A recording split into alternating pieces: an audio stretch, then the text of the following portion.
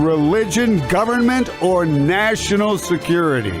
Brannon brings the issues of the day into clear focus through the lens of a Judeo-Christian worldview. And now, here is your host, Brannon Howse. And welcome to the broadcast on this Monday night, April 13th, 2026. Did you have a good birthday weekend, Logan? Yeah. Did you get any presents? What'd you get? You got a shirt? A gift card? Huh? Gift cards and some money. Yeah, it's easier to, I gave you some money. It's easier to give money. How many of you folks do that same thing? It's easier to pop some money in a card. Merry Christmas. Happy birthday. And you know what the response was? Same thing it was when I was a kid. Ooh, I'd much rather have the money than I can go buy what I want. And that was his response. We opened the envelope. Oh, wow, thank you. I'd much rather have the money. That's right, because then you can go get what you want. It fits, the whole 9 yards. So, yeah, it also makes it easy for dad and mom. But, yeah, we took him out to dinner over the weekend for his birthday. 23, right, Logan? Whopping 23. Oh, to be 23 again, guys, right? We have a lot to talk about tonight. There is a war of words going on between President Trump and Pope Leo. I'm going to try to say Pope Leo, but if I say Pope Francis, I probably mean Pope Leo, because I've been all day long keep calling him Pope Francis. It just comes out quicker. But there's a war of words between Pope Leo and President Trump. I'm going to get into it tonight because I'm going to play some clips I did not have time to play on radio and TV today at 1 o'clock Central.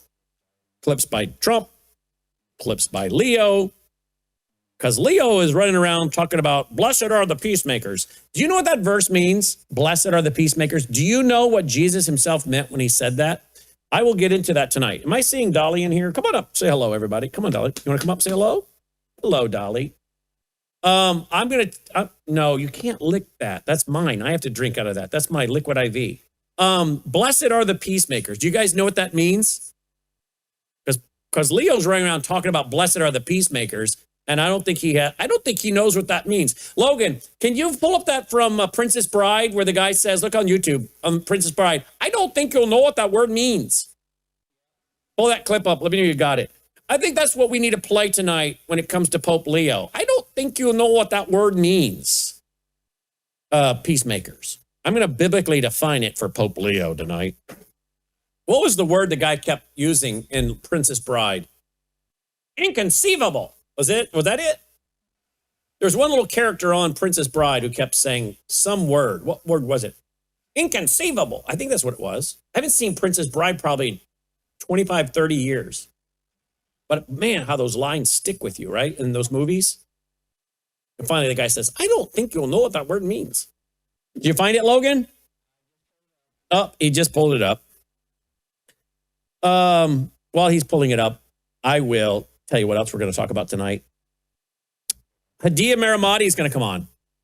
I want her to talk about what she thinks about what's going on with Iran, and President Trump, and the blockade, and Turkey, because Turkish President Erdogan threatens to invade Israel over continued Lebanon strikes. When I saw that today, I thought about Ezekiel 38 and 39. A coalition of nations includes Russia, Iran, Turkey invading Israel. And here's the president of Turkey saying, oh, we might invade Israel. I'm like, whoa, wait a minute. Set the stage. Bible prophecy. There you go. I'm going to talk to her about that. I'm going to talk to Trevor Loudon. I want to talk to him about what is going on with this MAGA movement. Steve Bannon, Alex Jones, who's really turned on Trump. Michael Savage, I guess, went on with Alex Jones. What's that all about? Because I think Savage has a Catholic parent. I mean, a Jewish parent. I'll look that up. And then what does Trevor think is going on behind the scenes with Russia and China? Are we really in a war with Russia and China and Iran and North Korea through Iran? I'm going to get into all that with Trevor Loudon. So Hedieh Mirahmadi, Trevor Loudon, and then I want to have Annie on for at the end to talk about what's been going on because she said this was going to happen. Okay? And then I'm going to talk with you a little bit more tonight. As I said, play some clips of Trump, play some clips of Leo, get into his use of the words, blessed are the peacemakers, which he's not defining correctly at all from the Bible. We're gonna get into a lot of great stuff tonight. So tweet, text, email, Facebook, Getter, Truth Social, let everybody know we are on the show. We're on the air. Logan, did you find it? Here it is. Roll it, Logan. You got very good arms. He didn't fall? Inconceivable. You keep using the word. I don't think it means what you think it means. I don't think you know what it means. These are just... Oh, that's a great line. Now, Logan, how is it I can remember that guy kept saying the word inconceivable, that was the word? But I cannot remember certain people's names. How is that? Why is that? I know that's the answer. I knew. You know what the answer is? Did everybody hear that or just me? He said the answer, which I was thinking in my head. You know what the answer is? He said, because you don't care enough. You don't remember their names because you don't care enough. That's a horrible indictment on me. I don't want to be that kind of person or like that, but it is true. There are certain things you remember because you want to remember them, right? But there are times I'm like, I wish I could remember that person's name. I want to remember, but I can't. But it just didn't make a big impression. I'll tell you the other thing too, though, I've been reading about the last few years, is that for people that do what I do, Logan, we can only obtain or retain so much information, and we literally train our brain. And I know I do this. I absolutely do it on purpose. We train our brain not to remember certain things because we don't want to clog our brain up with useless information. We rather clog it up with important trivia like, I don't think you'll know what that word means. Inconceivable. Now, that one stuck with me because that was very useful. You want to remember that. But clearly, there are things I can remember like that. Bam, bam, bam. But other things, no. But I'll tell you something, folks. I deliberately try not to remember certain things because I'm like, I don't want to be distracted by that. And I don't try to remember it or memorize it. Do you know I do that same thing when it comes to watching shows about the Bible? I will not watch many shows about the Bible. You know how they do these shows where they're acting out the Bible? I don't watch those. You know why? Because most of them are not accurate. And that's really why. Because if it's not accurate, I don't want to watch it because I don't want to be confused by watching some character portraying Jesus or one of the disciples or any other figure talked about in the Bible and have them say something, and then I bring that into my mind and I confuse it, fiction, somebody who wrote a script for an actor, and confuse that with the Bible. So do you know that whenever I see a movie pop up that you can watch and it's about Jesus or the disciples or the Bible, I don't watch them because I'm so afraid that my mind will pick it up and believe it as truth and accurate, and it will confuse the Bible teaching I do. So that when I recall stuff, I want to know, I'm recalling what is accurate from the Bible, not because I watched some film about something in the Bible and they had it wrong. I don't want to, you know what I'm saying? And I mention that because people like you, some of you in this audience who are very busy people who obtain a lot of knowledge and use a lot of information and knowledge, you actually get where you train your brain not to remember certain things so that you can remember the things that are the most important. But there are times I wish I had done better at remembering people's names, but I can definitely remember lines from movies. And that's a perfect example of why I don't want to watch these movies based on the Bible, because for some reason I can remember lines from movies. And I don't want to remember a line from a movie based on the Bible that it wasn't accurate, which confuses my brain for quoting the Bible accurately. So you won't catch me watching movies about the Bible for that reason. But I can quote you 100 lines, Logan, from The Grinch with Jim Carrey, can I? Yeah, he watched it with me this last Christmas. He could not believe I was quoting the lines so quickly ahead of The Grinch. But anyway, that one from Princess Bride came roaring back to me. Did you know that on one of your mother and I's first dates, we saw Princess Bride together? Yeah. You don't really care, do you, Logan? All right, what else, Logan? Is there anything else before we move along? Oh. And I'm doing that whole welcome back call to things again. I saw something today. This is not a movie. This is not a movie clip. Don't go looking for it because I went and researched it. It's not a movie. Apparently, what I'm about to show you is a clip, Logan, from 1980, 1981. 1980, 1981. Apparently, it was an educational video on the influence of computers in our life. Now, if you think this lady is having a meltdown over the impact of computers in people's lives in 1980, 1981, I mean, compare it to today. And maybe this little educational video is trying to make a statement about the influence of computers in our lives in the future. Because in 1981, we weren't having this kind of influence from computers. So maybe it was produced in 80, 81. It was trying to make a prediction about the future. But Logan, have you seen this today? No, I didn't show it to you. Watch this, guys. This is a little short clip. Watch this.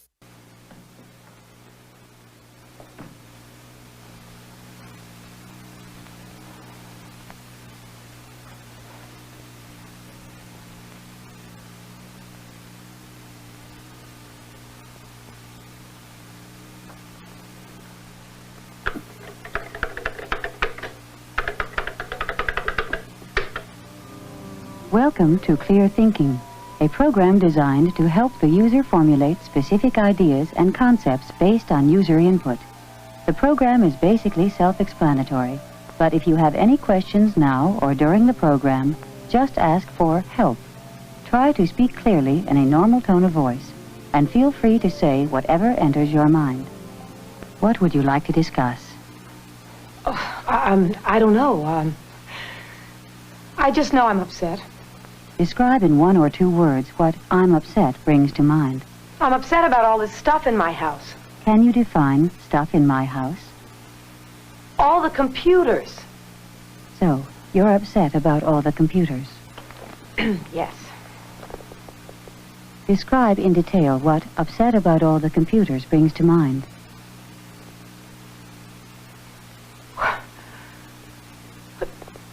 I don't know what's happening.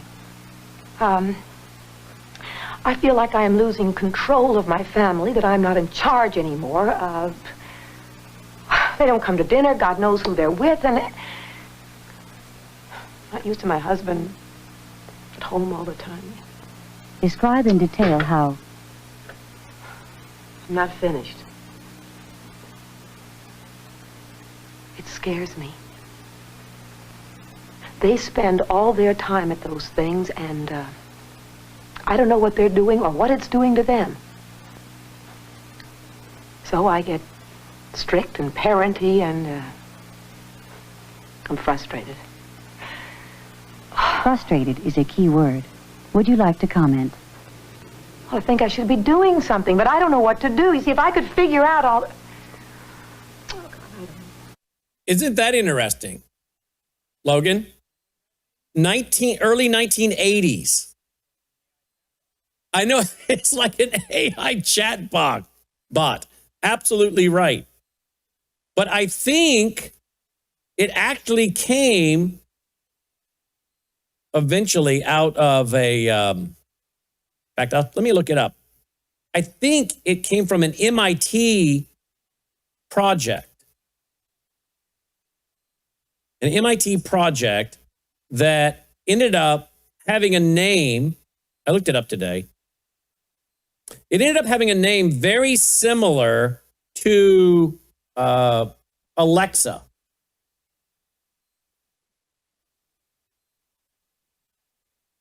And the name was like Aliza. I think Aliza. I'm going to look it up again. Aliza.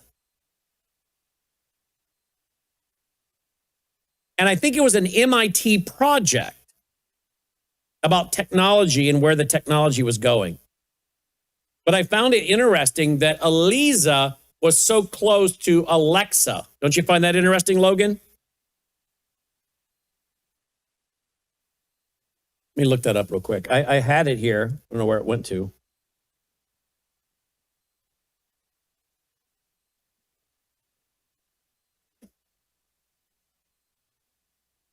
There it is.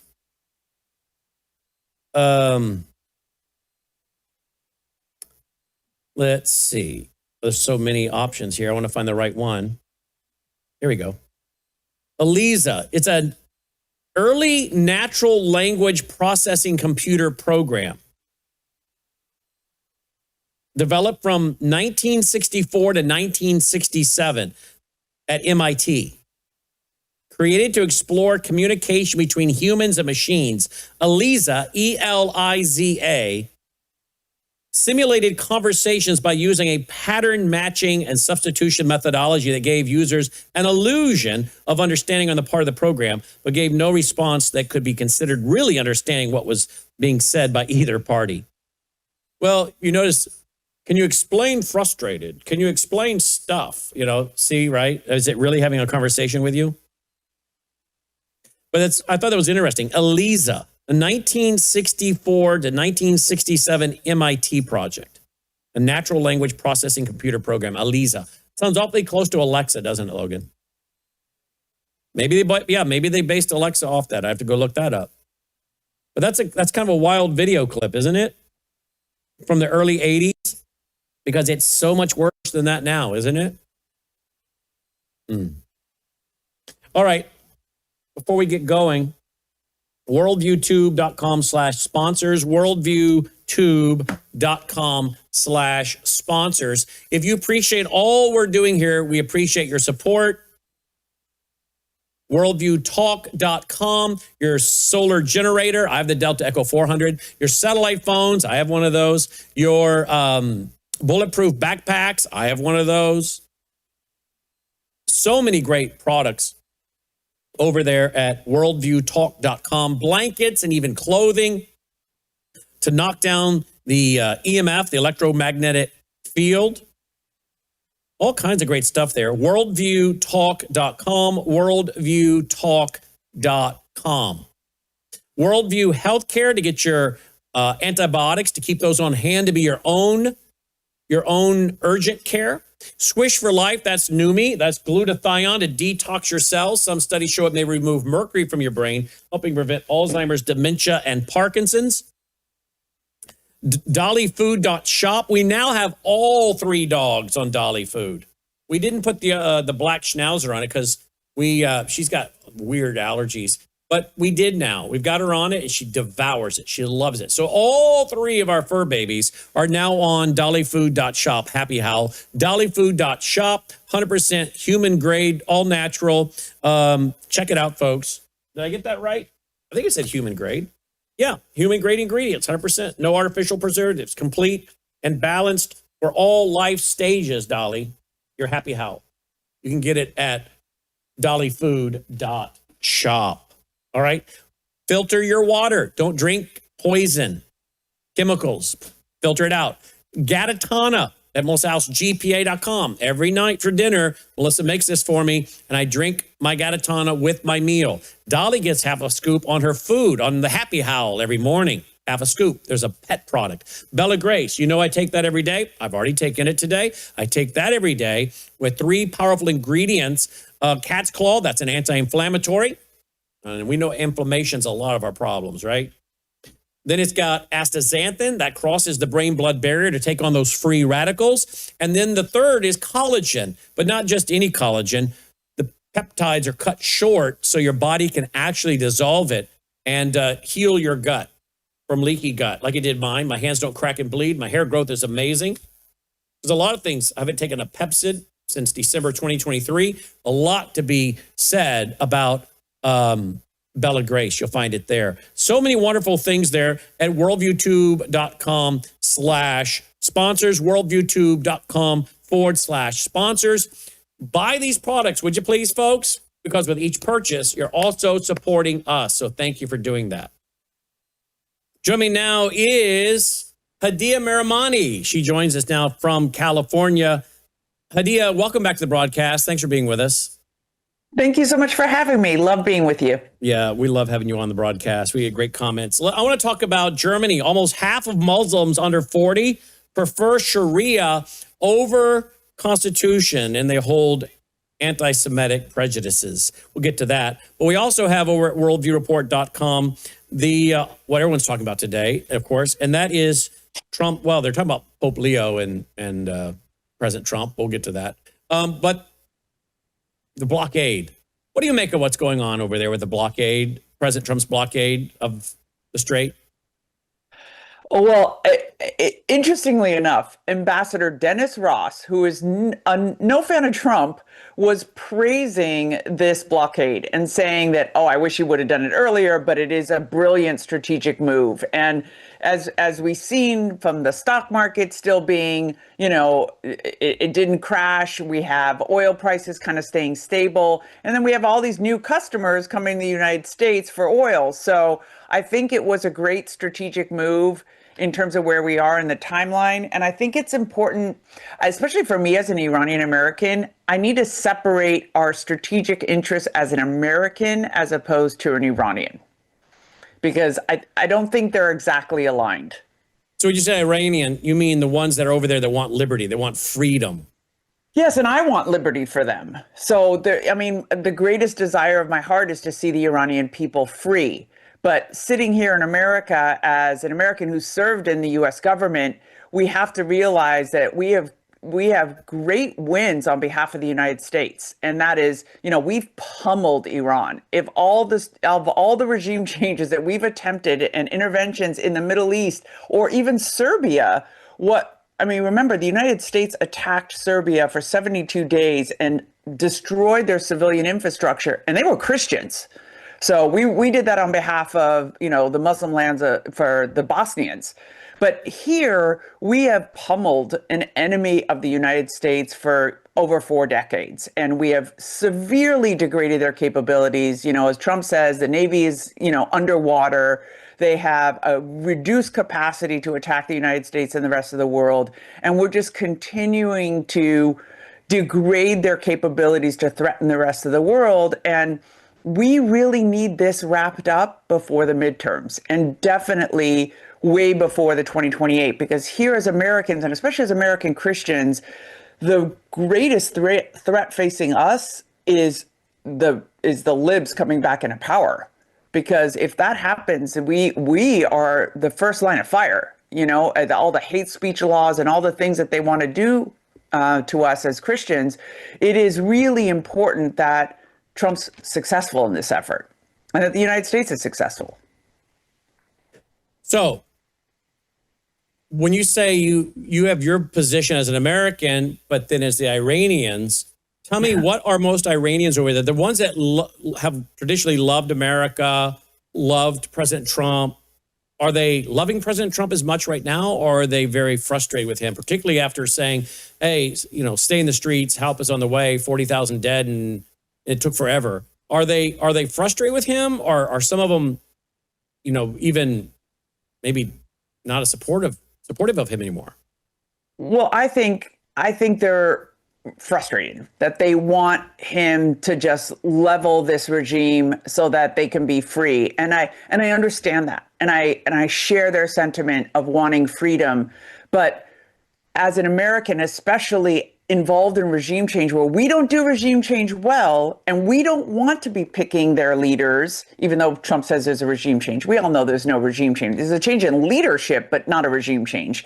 That we don't want the U.S. to do that part of it. Like, we want the Iranian people to be able to do that part of it. And as much as they want the U.S. to finish the job, really finishing the job has got to be on the Iranian people. So the question is, how much do we need to do for them to say we did enough? And what is enough in our own eyes? And I don't think those two necessarily line up.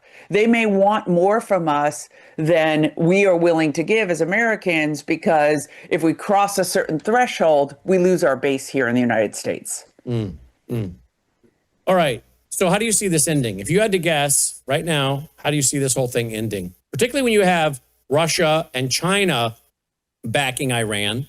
We reported on the Worldview Report tonight that, Israeli analysts are saying that a lot of their intercontinental ballistic missiles are still intact. They're able to quickly repair stuff. They have a lot of underground bunkers still with a lot of their military hardware fully intact and down there. So I think they're a little shocked from what I'm reading at how fast they're able to repair things and what they still have left. And then you add in Russia and China helping. President Trump's warning China, what are you better think strongly about what you're doing, particularly when it comes to you're supplying them with what we're told maybe anti-aircraft shoulder-launched missiles. So, right. I mean, we're not careful. Could this not spill into a bigger conflict between America going against Russia, Iran, China, North Korea?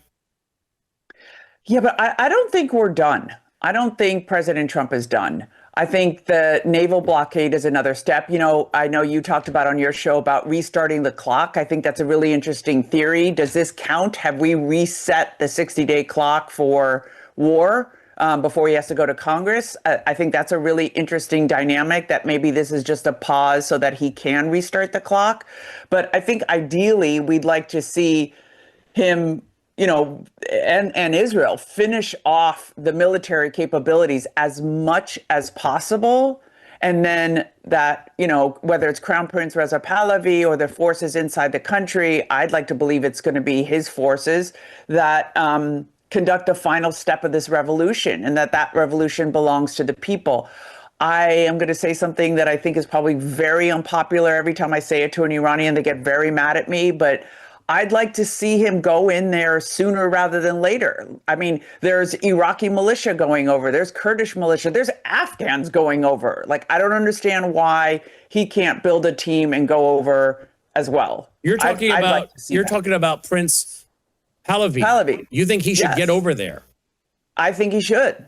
And every Iranian gets mad at me and says, how could you say that? It's so dangerous. I'm like, yeah, it's dangerous, but this is a once in a lifetime shot.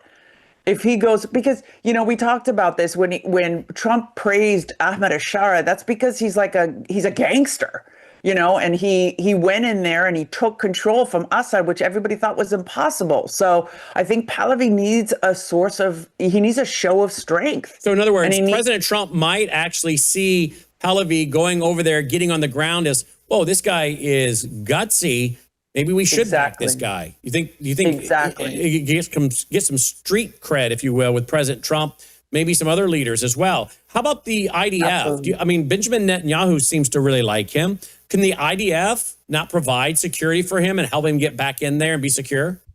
Exactly. I just don't see why we're trying to. And so when I sent this to an Iranian couple that I met the other night, they were like, well, we took in Chalabi from Iraq. And I was like, and look at how that turned out. It was a disaster. When we just roll out a red carpet and say, this is your new leader, the world looks at it as a joke.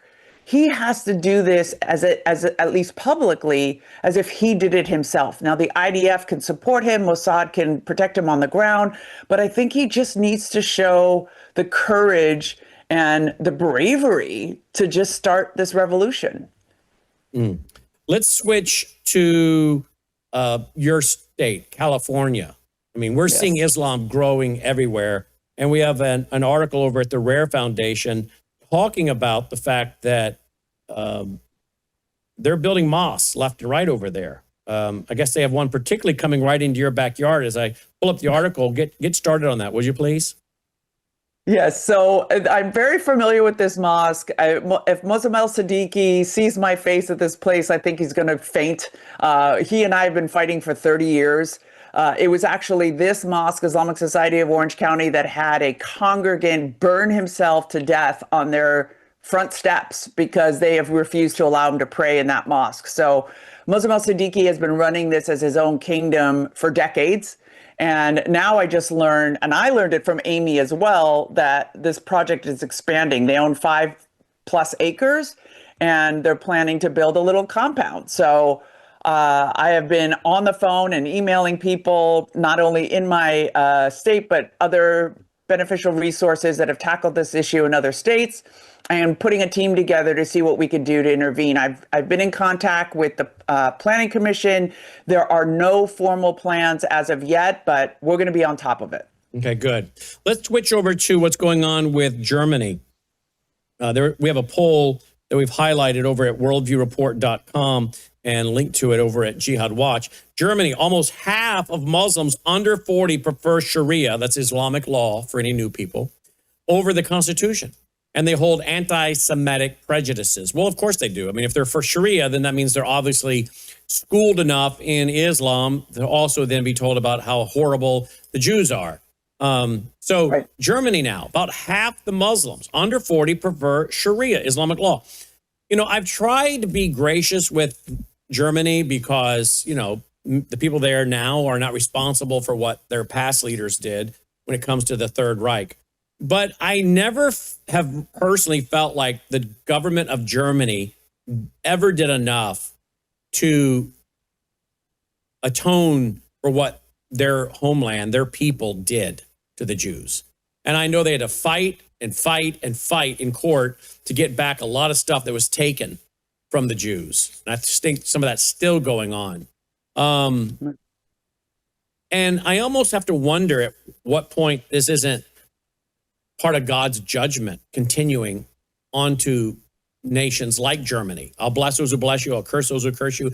And Germany, I don't think ever has fully repented, because if they had, would those people allow the partners of the Third Reich to come in and set up camp in Germany? Because we know that it was the Grand Mufti of Palestine, al-Husseini, Muslim Brotherhood. That leader worked with Hitler. He had an apartment in Berlin. He was translating Hitler's book, My Struggle, or Mein Kampf, My Struggle, into My Jihad. So I'm not sure that the government of Germany then or now has fully repented of what they really did to the Jewish people, much less what they did to their own people who stood up for the Jewish people, or the Christians that wouldn't go along with the, quote, German Christians, the groups that dissolved their denominations and united under the Reich bishop. But apparently they are so ignorant as to the involvement of Muslim Brotherhood and the Islamists that were involved in the Holocaust. With the al-Husseini, the Grand Mufti, he is said to be one of the major architects of the final solution. We have pictures of him walking the grounds of some of these concentration camps as they're being built. We have documentation from the Nuremberg trials that it was the Grand Mufti that wouldn't let many hundreds of children leave Germany, and they ended up being, or to leave Europe, and they were slaughtered, right? And yet Germany has allowed this cancer of Islam that was heavily involved in the Holocaust to grow and take root. It's like, what is going on? Was Germany a country that was given over a long time? I don't know.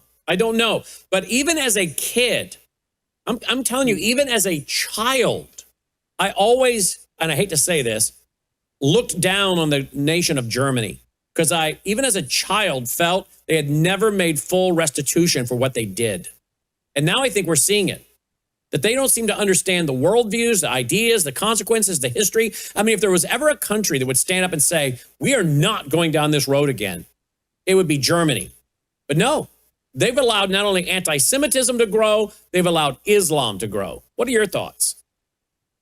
That is a fascinating insight. I didn't know all of those facts. I knew about the Mufti, but that's great spiritual insight, especially. But what Europe has done in inviting, and people call it an invasion, and Raymond Ibrahim, the historian, says this is not an invasion of the Muslims, this is an invitation.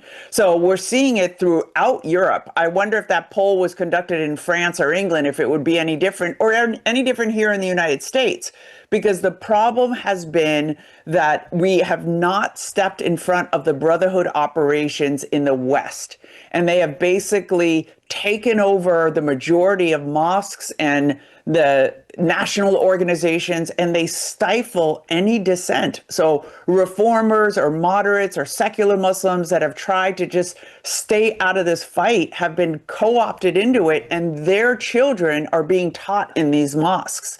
So it's no surprise that we have radicalized the middle. That's something I said 20 years ago to the US government, that if you don't step in, you are going to radicalize the middle, because they will have nowhere else to go but to these brotherhood training camps. So these kids in Germany are the same as what's happening here in the United States as what's happening as England. They're going to the mosques and the Sunday schools and the rallies and the activist organizations and the NGOs that are created by the brotherhood to get them to not only hate Israel, but to hate everything Judeo-Western society represents. Let's talk about Turkey real quick. How interesting. Erdogan comes out and of course they're accusing Israel of atrocities. And there's articles we have headlined over at worldviewreport.com today related to Erdogan threatening to invade Israel. Now, when I saw that, I thought here it is. Erdogan, Turkey can invade Israel. Whoop, got a 403 error on that, but there it is. Erdogan, Turkey can invade Israel. Well, that to me was very interesting from a Gog-Magog scenario, because there's that coalition of Iran and Russia and Turkey invading Israel. Exactly. I don't remember Sounds very biblical. Yeah, very biblical. I don't know when I last saw a headline, Turkey talks invading Israel. I mean, this may be the first I've ever read of it. Have you ever heard of such a thing?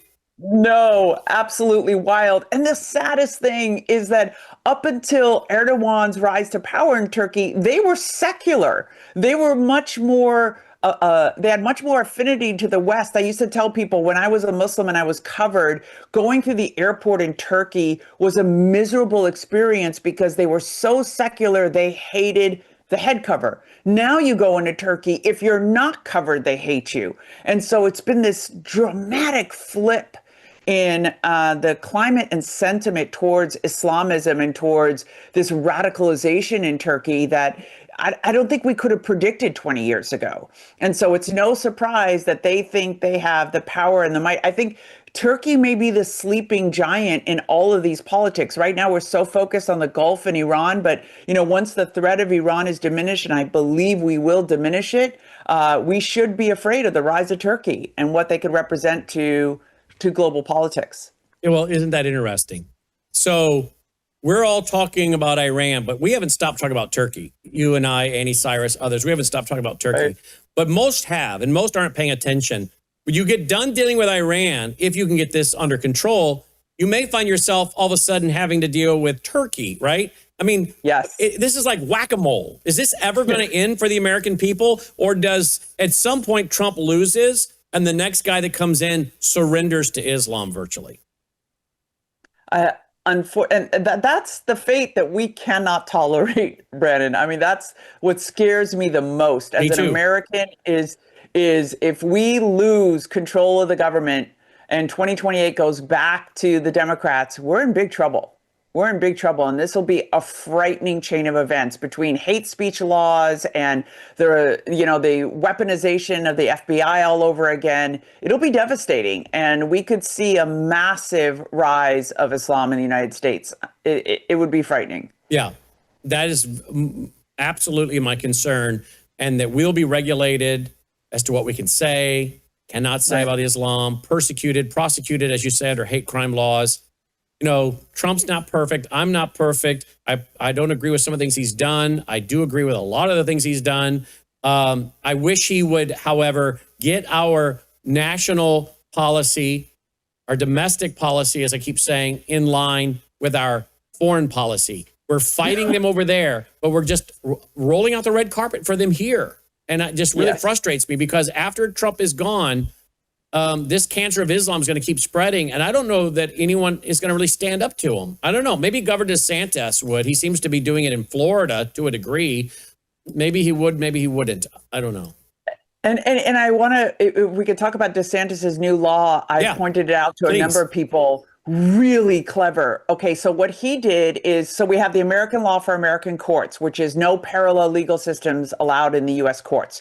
8 states have passed it, but it has no mention of Sharia, facially neutral. Oklahoma mentioned Sharia and got struck down by the courts. So what DeSantis did is he mentioned Sharia in the context of the strict scrutiny standard. In other words, he said, no law, including Sharia or any other law that violates public safety or public welfare. And then he lists the practices of Sharia that are basically in contravention to US law.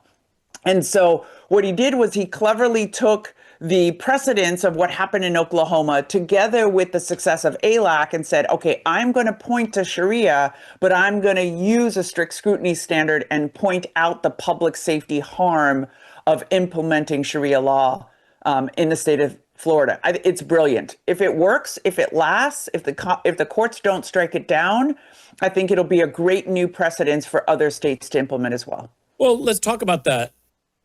Do you believe that when it comes to Islam and trying to get our domestic policy lined up with our foreign policy and addressing Islam taking over here in America, do you think that DeSantis, Marco Rubio, who do you see on the political landscape to be the next president, has the wherewithal to follow through? Because this is really the cancer that's not being treated here in America. For sure. And I think either of those two men could do that. Would they do that, though? Which of the two do you think would do the best? It's hard to say because Rubio's been fighting this fight for a long time, too. He's more of a statesman, maybe, or maybe DeSantis, from all he's doing in Florida, now has more on-the-ground knowledge of what this is for the domestic policy. So maybe DeSantis will be a better choice. But I think what we saw in the last run that Trump won is that DeSantis may not have the likability to win. And so I don't know. That's what I'm a little bit worried about, is that he did so poorly in the last campaign cycle that I wonder if he has the likability nationwide to win. It'll be interesting to see. All right. Your website is resurrectministry.com, resurrectministry.com. As always, we sure appreciate all you're doing. Tell folks a little bit about your ministry, your podcast, your availability for speaking engagements, etc. Yes, sure. I do a show on the Real Life Network called Living Fearless, and I travel around the country just educating churches and equipping them to understand the threats we face and to have practical steps they can take to stop the Islamization in their city and in their towns, because people are so focused on what's happening nationally, they're forgetting what's happening locally. And really, the Islamists are making the greatest inroads locally. So you can reach out to me on my website and send an inquiry, and I'd be happy to discuss it with whoever's interested. Excellent. Resurrectministry.com, resurrectministry.com. Appreciate you. Thank you so much, Hedieh.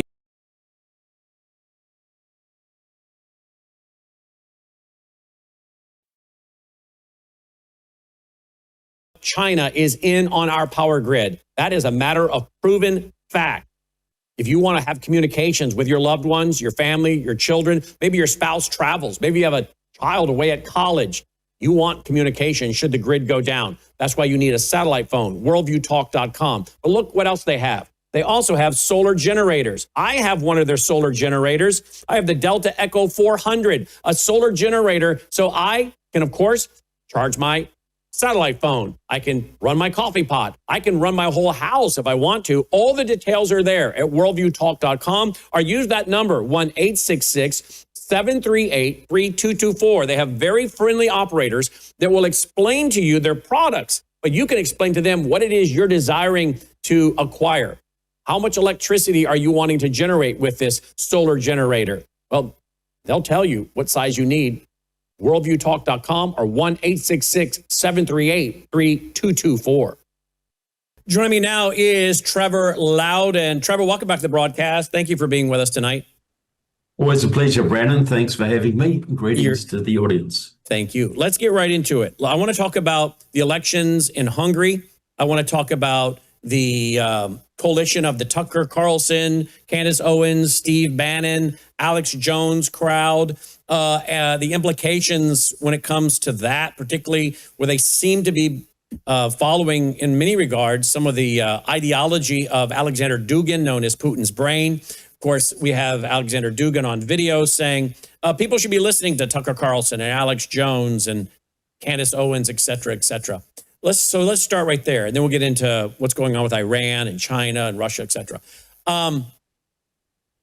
These folks, this coalition, do you think the average American understands that they're doing, and I believe they are, the bidding for Alexander Dugin, Putin's brain, and thus, I guess, indirectly Putin? And what do you make of also, could I add to that, Michael Savage going on Alex Jones's TV show? In fact, I think I have a screenshot of it. Let me see if I have it real quick. Because I think Michael Savage, who I have appreciated in some regards on certain things over the years, I think he's half Jewish. Here's the headline right there. Alex Jones, Michael Savage. That's at savage.com. What is going on here? Can you speak to all of these issues? I know I just laid out a lot for you. Well, as you say, this is Dugin, but Dugin himself is a front man for the Russian intelligence services. Dugin is not a man of ideas. His ideas have been crafted for him by the GRU or the KGB or the FSB. So what these guys are doing, this is Alex Jones, this is Michael Savage to some degree, who's been a big Putin fanboy for a long time now. Jack Posobiec, I would add to that, Steve Bannon, Tucker Carlson, absolutely Nick Fuentes. They are all conduits of mainstream, of major Russian propaganda. See, the Cold War never stopped, but the Russians decided some time ago that they couldn't confront us directly in warfare or economic warfare. They had no chance. But what they could do is use our free and open society and our media to sow massive amounts of their disinformation and propaganda to get the country divided. Like back in the 80s, they hated the Reagan coalition, the conservative Christians, the evangelicals, the patriots, pro-Israel, pro-Europe, all these, pro our allies, the people who stood up and brought down the Soviet Empire.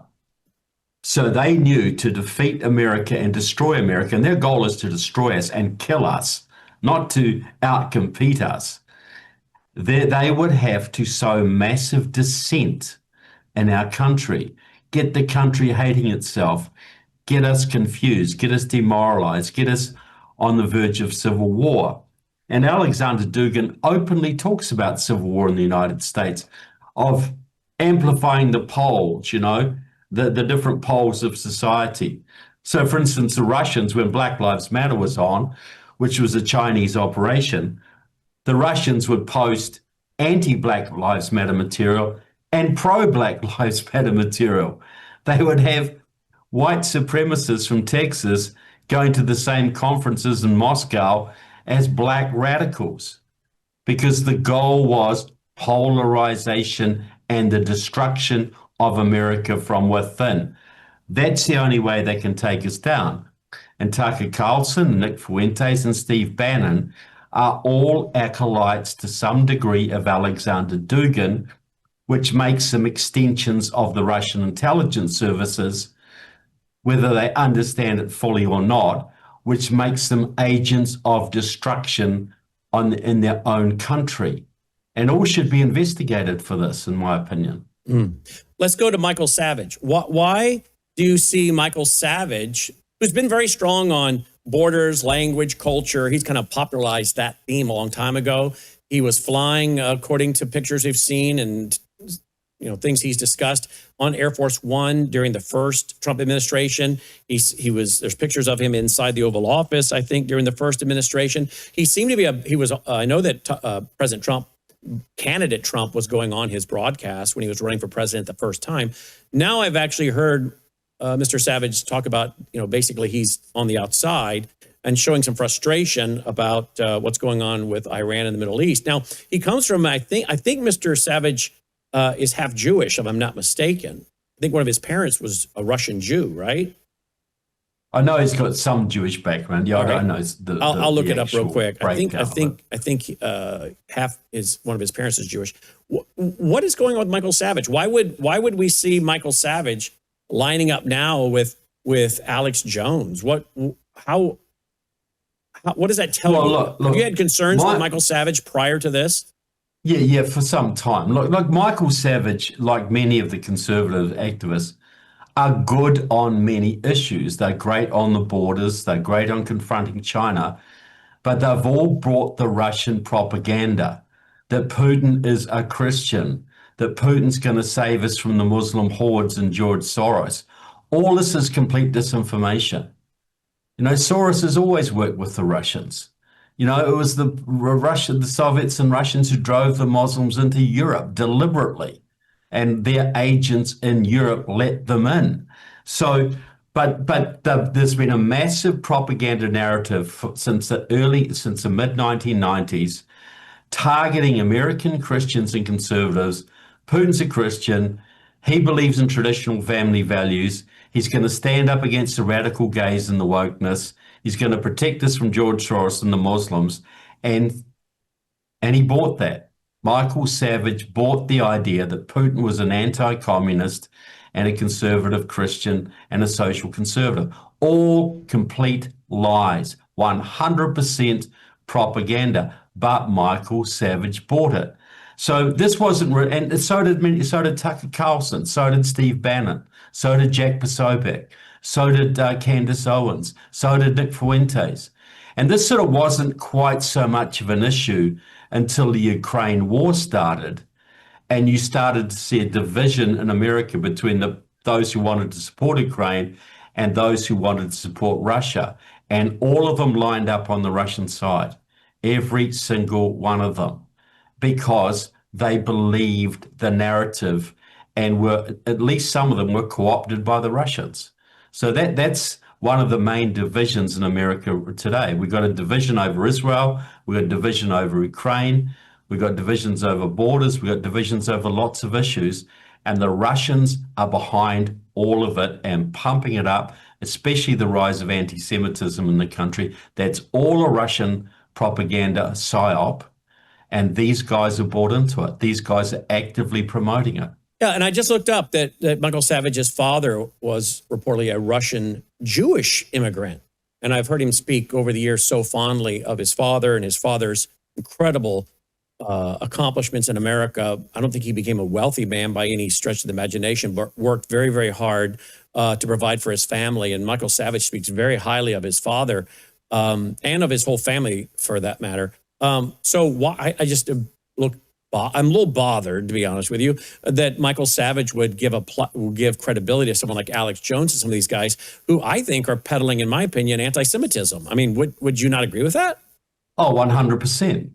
But that's the Russian narrative. You know, what is the most strategically important country to America in the Middle East? It is Israel. If America can be split from Israel, that makes the conquest of the whole region much easier, and it divides America from a key ally, making America much more vulnerable. So therefore, it's in Russia's interest and Iran's interest and the Muslim Brotherhood's interest, all who work together. It is in all of their interests to spread as much hatred against Israel and Jews in America as possible, to break that bond.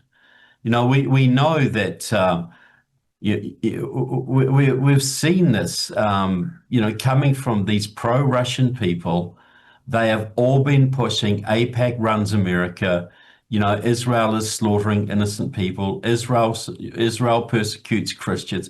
Absolute, total, 100% lies. But people believe it.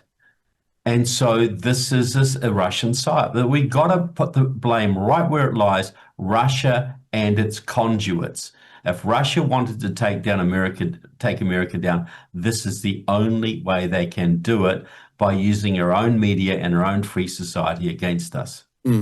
Let's talk then about what's going on with Iran.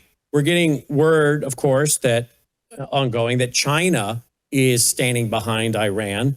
I think China is quite upset about this embargo or blockade by President Trump. So China's lashing out today. But Russia has been involved as well in helping Iran.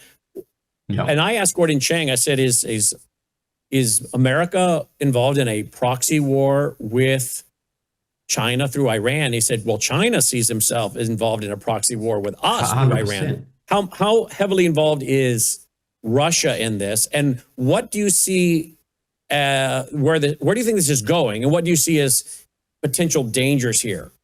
I mean, do you think that China and Russia want to go kinetic or not? Yeah. Well, they may have to. Yeah, there was always a plan to go kinetic. Their goal is to weaken the United States so much that when they do go kinetic, we can only put up a weak fight. That our economy's wrecked, we can't afford our military, we're divided, we hate each other, we have a civil war. If we have a civil war in America, how are we going to fight Russia and China? You tell me that. That's their goal. Their goal is to eliminate this country. Kill us all, and occupy our territory. So Iran is a part of the Russian-Chinese axis. Most of the leaders of Iran, it was the Russians who really were the main force in the Iranian Revolution of 1979, working with the Tudeh Party, the Iranian Communist Party. Now they'll tell you it was the CIA in Israel. It was the Soviet Union. And most of the leaders of Iran, right up until today, were trained in Moscow. Iran is really a Moscow proxy. And so Moscow is standing very much behind Iran. That's why Iran has been giving so many Shahed missiles to Russia to fight in Ukraine, because they're allies. They're the old evil axis of Ronald Reagan that never went away and is now resurgent. So it's Russia, China, and Iran with their proxies, with Cuba, Venezuela. And what Trump's doing is he is doing to them what they were trying to do to us, split our alliances, take our players off the chessboard. And now Trump is going after the Russians, he's going after the Iranians, he's going after the Chinese. Cutting off the oil from Iran is going to hurt China more than anything else. That's their main supply of oil. There's this embargo on the Straits of Hormuz will absolutely cripple China. What a shame. But see, this is why Bannon and Tucker and that have turned against Trump, because he has turned against their friends. They want Iran to win. They want Russia to win. They're favorable to China. They're favorable to Islam. They've all switched sides. So, of course, Trump hasn't. He's still trying to do the best for America. So they've all deserted him. They want to bring him down. They want to destroy MAGA. So they're using their influence in MAGA to continue the division and amp up the division as much as possible so that Trump loses the midterms and the Republicans lose 2028. How much do you think George Soros or other groups are involved in funding some of these folks on the right that are so anti-Israel, pro-Russia? Oh, look, very much. Look, you've got the Quincy Institute for Responsible Statecraft, which is a left-wing communist group posing as conservatives, and they are funded by Soros. Absolutely, he's involved in this, but Soros is only part of this. I think we always overemphasize Soros. Soros is just a cog in the machine. Mm-hmm. The machine goes back to Russia and China. He's just a cog. If he died tomorrow, they'd just make another one. Just like at the World Economic Forum, if Klaus Schwab died tomorrow, the Russians and Chinese would just build another one. So, but his money is going into the Quincy Institute, which is run by Trita Parsi, who used to be the head of the National American Iranian Committee, the mullah's main lobbying arm in the country. And they just had a recent function where they had Medea Benjamin, they had Max Blumenthal, a complete Russian shill, son of us, the famous Blumenthal from the Clinton administration. And so the Quincy Institute and many other what they call restrainer organizations. The restrainers are the modern American isolationists.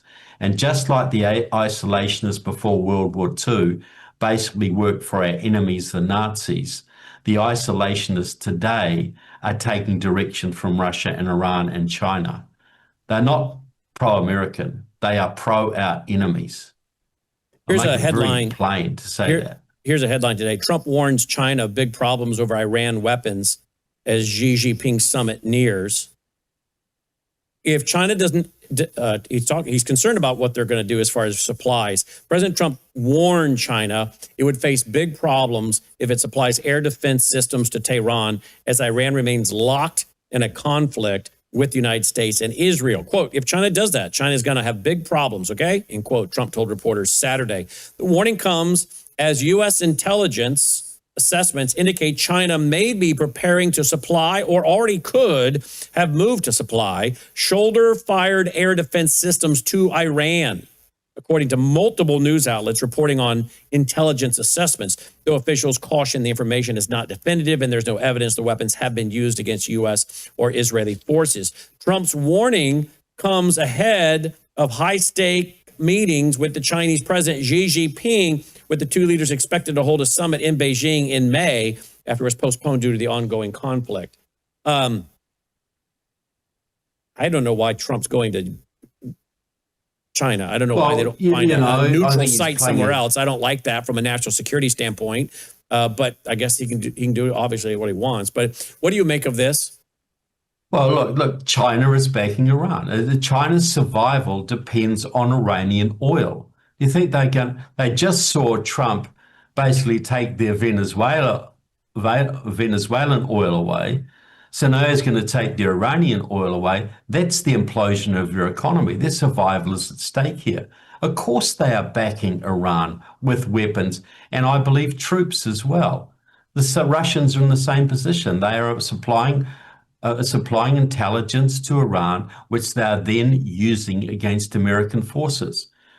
But I don't know, is this the influence of the pro-Russian people around Trump? Is Trump not quite willing to take them on yet? Is he playing a more patient game? I don't know. I hope that is the case, because we got to understand, this is not Iran we're fighting. We are in World War III right now with Russia, China, and Iran. And then can you add in North Korea too, right? Cuba and North Korea. Mm-hmm. And until we acknowledge that, we are dreaming. We are in an existential war against the old evil Axis. And Trump has been doing a lot of good stuff to take that evil Axis apart. Great. I cheer him. I commend him. And that is why certain American influencers who have sold their soul to the Russians long ago are now turning on Trump, because he's not playing their pro-Russian game quite to the way they want it. Before we move to the elections in Hungary, it's my opinion, people can disagree, that Turning Point USA, I think, has become a very dangerous organization by giving credibility and platforming people like Benny Johnson, Jack Posobiec, and others. Yep. I think they become a very dangerous organization. I think they're a spiritually confusing organization. They're all over the map. Between their pushing of Catholicism, and then they want to push people finding a good Bible teaching church. It's just so confusing. What they can't seem to find what their foundation is anymore. Would you agree that Turning Point has become a dangerous organization? Well, I think Turning Point is at a turning point. I think, big pun there. Look, I think it's still a great organization in many ways, but yes, without Charlie, it's a bit rudderless, I think, and there's many competing factions. But I believe that the pro-Russian factions, the Groypers, the Nick Fuentes types, and to a degree Jack Posobiec and Tucker Carlson are trying to steer it in the wrong direction.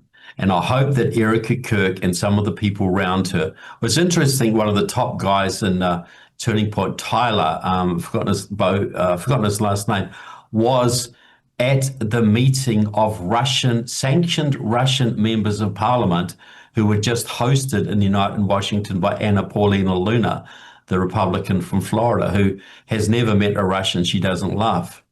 And so that's concerning. So I think there's a battle there for the soul of Turning Point, and I hope they pull through this because it's an extremely valuable organization. But yes, right now I think they're very, very vulnerable. Are they dangerous?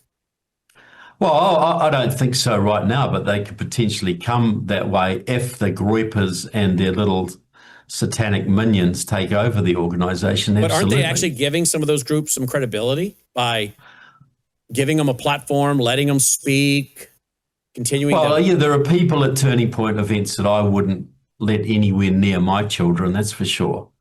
But, you know, even when Charlie was in control, there were a few people like that because he was loyal to Tucker. You know, when Tucker was relatively sane, he was loyal to some of these people. And look, I was friends with some of these people. It was only the Ukraine war, when they all came down on the Russian side, where you started to see the real divisions, where the divisions became apparent. So, yeah, I think Charlie was a bit amiss on that. I think there was problems there. But now that he's not there, I think it's going to get worse unless it's corrected. And I hope that Erica has the discernment and strength to make sure that doesn't happen. I really do. Because it could turn into something pretty bad, or it could get better, depending on her wisdom, really. It's at a crossroads. Yeah, I think it is at a crossroads, absolutely. And I hope it goes the right way. And makes a turning. Yeah, makes a turning point in the right direction, and right in both senses of the word. Tell me about what just happened in Hungary and why it matters. Orban just lost his election. Viktor Orban. Yeah, well, I'm this again, Brandon, a lot of people disagree with me that I'm very glad that Orban lost. Really? Very glad. Why? Because he's very popular. You know, J.D. Vance campaigned for him. But Orban is Russia's puppet. He always has been. He was a leading Communist Party member who's never lost his loyalty to the Russians. And he played the social conservative card, and he kept the Muslims out of Hungary. And that's all very good. But he strengthened ties to Russia and was very corrupt, very, very corrupt. His foreign minister was taking direct orders from Sergei Lavrov. This has been proven. And negotiating with the EU and that sort of thing. He was a Russian puppet inside the EU, inside NATO, sabotaging Ukraine every single chance he got. So look, Peter Magyar, his opponent, came from the same party. I think he'll keep up the same immigration policies. I think he'd be more free market than Orban, who was a little bit more fascist-minded. And I think overall, Hungary's going to be a lot better country. They'll maintain the good policies that Orban implemented without the corruption and without the servility to Russia. And I think this has been a major loss for Putin. The two people who campaigned most for Orban were J.D. Vance and Putin, and Putin's little GRU lackeys who were flooding Budapest in the days before the election. So no, I'm very, very pleased that Peter Magyar will be the new leader of Hungary. I think it's a big step in the right direction. Any other topic or concern you want to share before we let you go?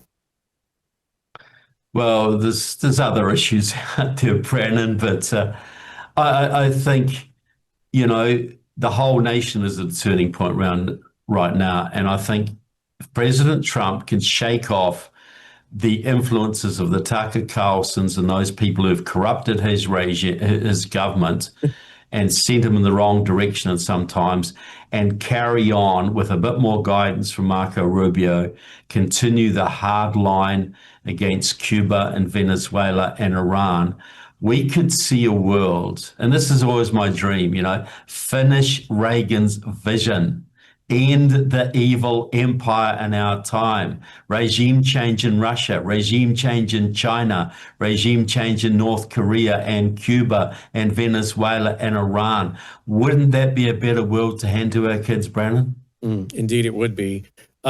And that's the vision we've got to have faith and courage that we can do that and push President Trump in that direction. Well, you mentioned not just make peace with these guys, defeat these guys, use the wealth and power of the United States to bring these guys down and bring freedom to those countries. You've mentioned Rubio, you've mentioned J.D. Vance.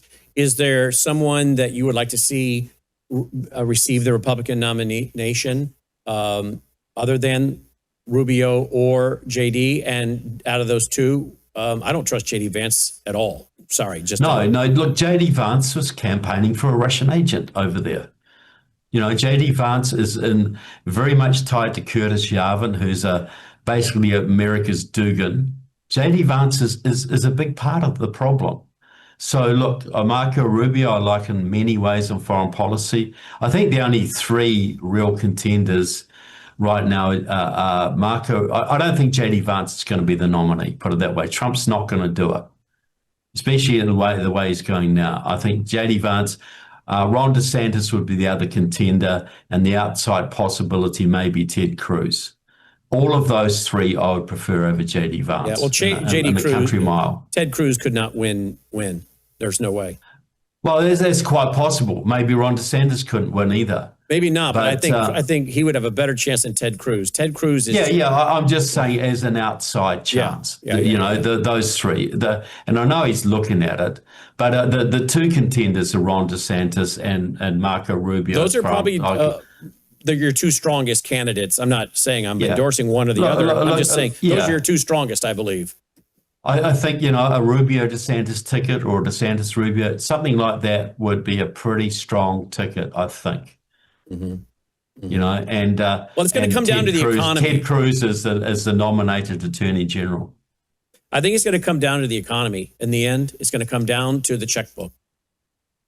Well, I think, and that's why Trump wants to get this war over with Iran. He needs a win here. Look, if he retreats from Iran, we get the bad economic effects and no regime change. That's disastrous for him. He's got to win and win as quickly as possible so the economy recovers. He's got a major foreign policy win, and people will love him for taking down the mullahs. Even a lot of Democrats will love that. And if he can take down Cuba as well, change the regime there, that'll be a couple of great wins to go into the election with. The economy rebounding. I think he can still pull this out 2026. If he follows through, if he withdraws now, he's done, he's toast, and he'll be impeached straight after the next election. And will he be convicted in the Senate? Oh, look, absolutely. There's Republicans in the Senate who would absolutely vote to impeach him if they got the chance. So there's a possibility J.D. Vance may become president. Well, that's right. That could be the factor there.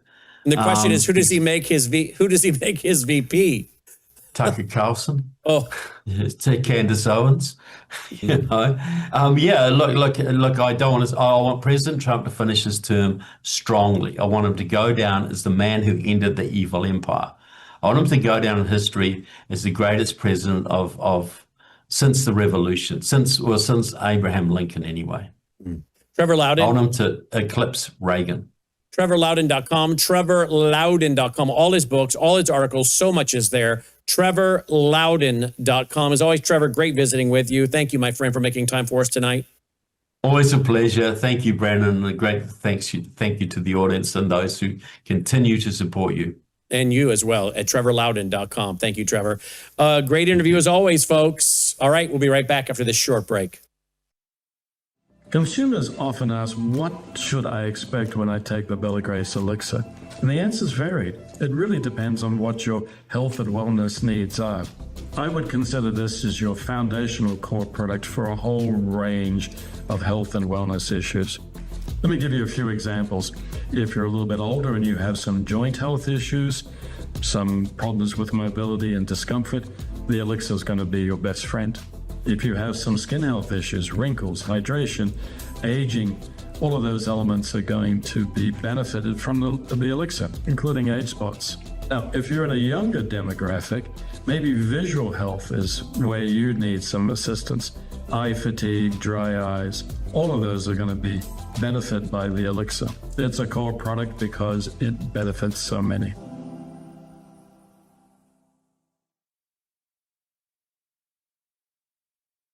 All right, welcome back. Glad you're with us. All right, I want to go to some new clips. I didn't have time to play these on my radio show today at 1 o'clock Central. I ran out of time.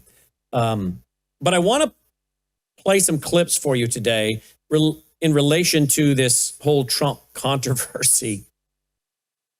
As I did write an article, as many of you know by now, here it is, The Catholic Hypocrisy Over Trump's Religious Imagery. Okay? And I won't go through all of the doctrinal reasons, but these Catholics are upset with Trump, and they have a right, and any Christian, a lot of people have a reason to believe that that was probably not the best image to put out. It did kind of make him look like what the media is calling a Christ-like figure. So I understand that. But again, the Pope claims to be the vicar of Christ. The Pope's, less people call him the Holy Father. They believe in calling down the Christ into the Eucharist to be slaughtered over and over. And I go into a lot of this Catholic doctrine. Did you know even this one? A lot of people don't know this one. And then I'm going to go to these clips. I've known this for a long time, probably since 2010, and put it in a lot of my books, maybe even 2008. But it's in my articles today at worldviewtimes.com. And that is Catechism number 430, I believe it is. Let me find it real quick. Did you know that actually teaches that Catholics can become a god? Yeah. Let me quote to you directly. This is actually Catholic Catechism 460. Okay? Catholic Catechism number 460. Here's what I wrote. This is what it says. Quote, the only begotten Son of God, wanting to make us sharers in his divinity, assumed our nature so that he, made man, might make men gods. Wow. Catechism number 460. Now, when I found that many, many years ago, I thought, wow, that's a perfect example of how indeed so many of the world's religions can come together. They're all united, many of them, on humanism, the deity of man, or there's a divine spark or divine nature in man, godlike, little gods. And the Word of Faith teaches this, little God, where Benny Hinn, some of these guys teach, and I have them on video, there were little gods running around here on earth. No, we're not. So again, where are the folks in the Catholic world tonight that are criticizing Trump? And I have no problem with you criticizing Trump for the post, which he's now pulled. But are you being consistent with your own leader, Pope Francis? I don't think you are. The man that is the, quote, vicar of Christ on earth. The man that is, lots of people call him the Holy Father and so much more. Now, where did all of this get kicked off? I guess apparently Pope Benedict made some comments about the war. Listen to this one clip here. Here we go. The message of the church, my message, the message of the gospel, blessed are the peacemakers. I do not look at my role as being political. Okay, can we just stop there? Blessed are the peacemakers. I get so tired of having to address all this because it's really just a matter of going and studying the Bible. Blessed are the peacemakers. Pope Leo, do you think that means people who negotiate peace treaties, who stop wars? Is that what Jesus meant when he said, blessed are the peacemakers, those who stop wars and make peace treaties? Is that what Jesus was? He was a peacenik. Jesus was a long-haired, peacenik, social justice warrior. No, he was not. He didn't say, blessed are the peacemakers, and that means let's go out and stop wars and sign peace treaties. Sometimes nations have to go to war. I mean, go back into the Old Testament and God sending the children of Israel into war. I'm not saying God celebrates that idea every time, but sometimes there are causes for just wars, right? Governments don't bear the sword in vain, Romans 13. That means not only for capital punishment, but to bring capital punishment onto other nations that have been involved in mass murder or trying to mass murder your people. See, you can take the life of someone that has taken the life of another, but you can also take the life of someone who's trying to take your life or that of another. So there are biblical grounds for just war, but blessed are the peacemakers. You know what the greatest way to have peace is? You know what Jesus was speaking about? Salvation. Peace. The peace that surpasses all understanding, that will guard your hearts and minds in Christ Jesus. You want peace? Come to Christ. Come unto me, all you are weary and heavy laden, and I will what? Give you rest. I'll give you peace. You want peace in your heart, your mind, your soul? Come to Christ. You won't have to fear death. You won't have to have anxiety over the next life. You'll pass from judgment into life. You'll have true peace. Blessed are the peacemakers, those who are preaching the gospel. But how many times do we see this put into the language of some peacenik or peace treaty? Now he says, I'm going to keep promoting the gospel. Well, I'm sorry, Pope Leo, you promote a false gospel. Okay? You promote the idea of purgatory, you got to die and then go off to purgatory and burn off some more sins, because apparently when Christ cried out on the cross, it's finished, debt paid in full, that wasn't enough. It wasn't sufficient enough. The sufficiency of Christ. No, you got to go do some works yourself by burning off some more of your sins in purgatory. That's a false gospel. Calling down Christ into the Eucharist over and over to be slaughtered when the Bible says he was slain once for the remission of sins. Anything that adds works is a false gospel. And I say that to the Protestant world. I say that to my hyper-Calvinist friends, by the way. So, Pope, I hate to say it, you don't know what the biblical gospel is. And stop using Bible verses like, blessed are the peacemakers, because a peacemaker is one who proclaims the gospel of Jesus Christ and brings people hope and peace. Jesus is the Prince of Peace, right? But notice how Leo, Pope Leo, as they call him, doesn't even seem to know how to use that scripture even in context. Here we go. The message of the church, my message, the message of the gospel, blessed are the peacemakers. I do not look at my role as being politician. I don't want to get into a debate with him. I don't think that the message of the gospel is meant to be abused in the way that some people are doing.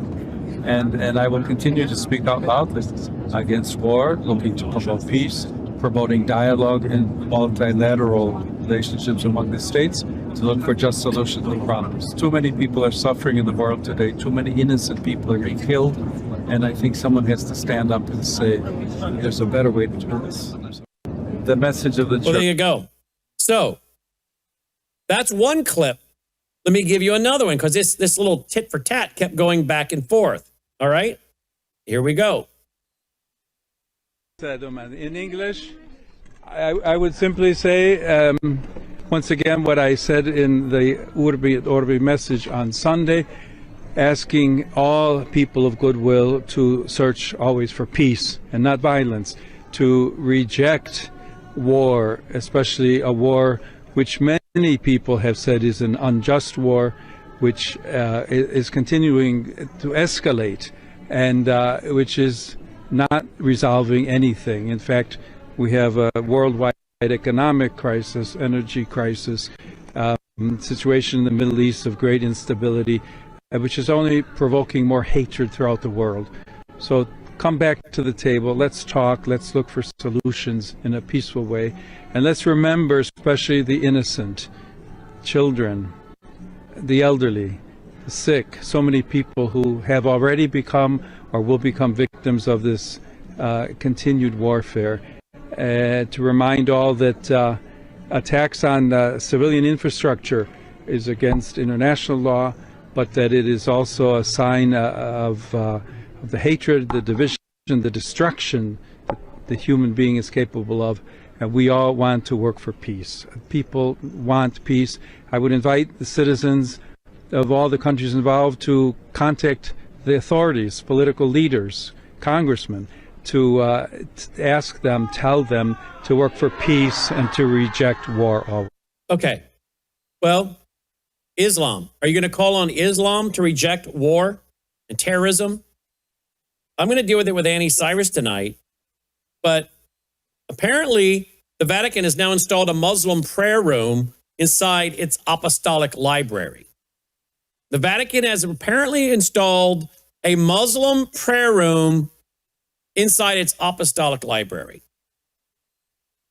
So, Pope Francis, when are you going to call out and condemn Pope Francis? Pope Leo, when are you going to call out and condemn Islam?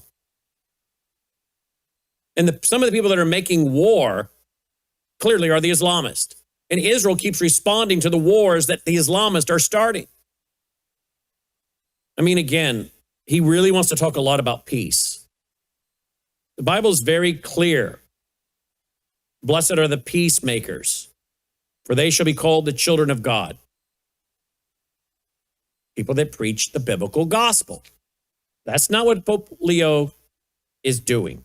Now, President Trump, of course, didn't take too kindly to all this. And again, I'm not defending him on what he posted. I wouldn't have put it out. I got a couple clips now from President Trump. Here's one from President Trump on the tarmac last night. I don't think he's doing a very good job. He likes crime, I guess. He hit us. Think of it. He's worried about fear. What about the fear when the ministers and the priests and all of those great people that were arrested during COVID, and in many cases they're outside 10 feet apart and they were arrested. So we don't like it. We don't like a pope that's going to say that it's okay to have a nuclear weapon. We don't want a pope that says crime is okay in our cities. I don't like it. I'm not a big fan of Pope Leo. He's a very liberal person, and he's a man that doesn't believe in stopping crime. He's a man that doesn't think that we should be toying with a country that wants a nuclear weapon so they can blow up the world. I'm not a fan of Pope Leo. Well, President Trump and I are united in that. I'm not a fan of Pope Leo either. And I'm not a fan of Paula White, President Trump's spiritual advisor. I'm not a fan of a lot of the false teachers out there in the Protestant world and the Catholic world. But I will agree with President Trump. I'm not a fan of Pope Leo either. Again, Pope Leo wants to talk about peace. But, you know, being a peacemaker is about not reconciling people to one another. It's really about reconciling people with God through Christ. And that's how you have people have peace with one another, is by having a transformed life through the power of the gospel. So again, a lot of talk about war and crime and not going to war. But maybe Pope Francis ought to concentrate in the religious sector first and get the gospel right and what it means to be a peacemaker through the preaching of a clear biblical gospel, not social justice. And again, don't you love how Pope Leo, have I called him Pope Francis now about 100 times? Don't you love how Pope Leo and so many other popes want to talk about open borders? And I think this Pope Leo upset President Trump with his talk about criticizing his immigration policy, but yet the Pope lives behind a gigantic wall. You can't just come walking in. I've never been to the Vatican. I don't even want to go to the Vatican, but I have friends that have, and they tell me to get there and get into the Vatican, you got to go through so much security. And there's such high walls. I thought walls were horrible. You mean people can't just roam freely into the Vatican? So the man lives behind massive walls, but yet he's upset that we build a wall to protect our border and deal with immigration, illegal immigration. You know, these people talk about the poor all the time, and yet the Catholic Church is perhaps the most wealthiest corporation on the planet. If not the, maybe the second. I deal with this in one of my books. I think the coming religious Reich. Did you know it is said that if the Vatican wanted to calculate all of its wealth, it couldn't even do it? Their wealth is so great. If they wanted to calculate their wealth, they couldn't. There's just too much. And yet they always are telling you about helping the poor and the needy, while they have amassed so much money that they are the first or second most richest organization or company, institution in the world. Now, here is what President Trump put out. Pope Leo is weak on crime and terrible for foreign policy. He talks about fear of the Trump administration, but doesn't mention the fear of the Catholic Church and all other Christian organizations had during COVID when they were arresting priests, ministers, and everybody else for holding church services, even when going outside, I mean, 10 and even 20 feet apart. I like his brother Louis much better than I like him because Louis is all MAGA. He gets it. And Leo doesn't. I don't want a pope who thinks it's okay for Iran to have a nuclear weapon. I don't want a pope who thinks it's terrible that America attacked Venezuela, a country that was sending massive amounts of drugs into the United States, and even worse, emptying their prisons, including murderers, drug dealers, and killers into our country. And I don't want a pope who criticizes the president of the United States because I'm doing exactly what I was elected in a landslide to do, setting record low numbers in crime and creating the greatest stock market in history. Leo should be thankful because, as everyone knows, he was a shocking surprise. He wasn't on any list to be pope and was only put there by the church because he was an American. And they thought that would be the best way to deal with President Donald J. Trump. If I wasn't in the White House, Leo wouldn't be in the Vatican.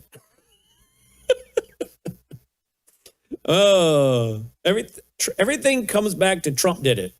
Unfortunately, Leo's weak on crime, weak on nuclear weapons, does not sit well with me, nor does the fact that he meets with Obama sympathizers like David Axelrod from the far left, who is one of those who wanted churchgoers and clerics to be arrested. Leo should get his act together as pope. Use common sense, stop catering to the radical left, and focus on being a great pope, not a politician. It's hurting him very badly and, more importantly, hurting the Catholic Church, President Donald J. Trump.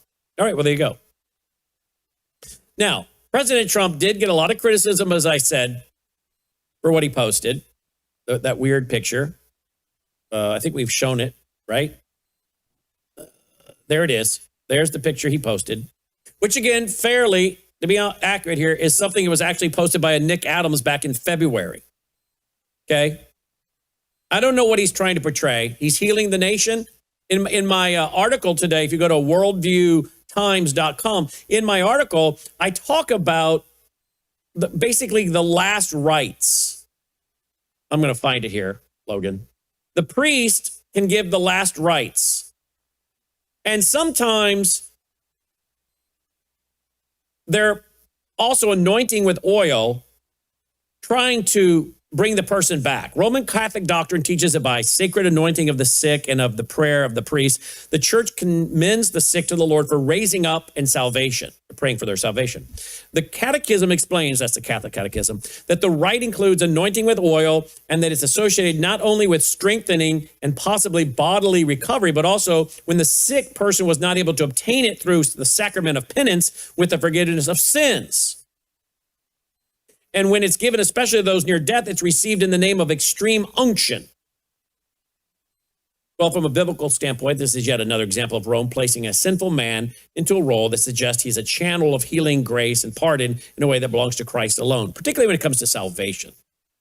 Now, the Bible does talk about elders coming together, anointing a sick person with oil, hoping really that they will repent of whatever sin, and the context generally can be included in that maybe the person is involved in some kind of sin and that's why they're sick. Not that all sick people is because God's judging them and they're being punished for some kind of sin. No, we live in a sinful, fallen world. We get sick.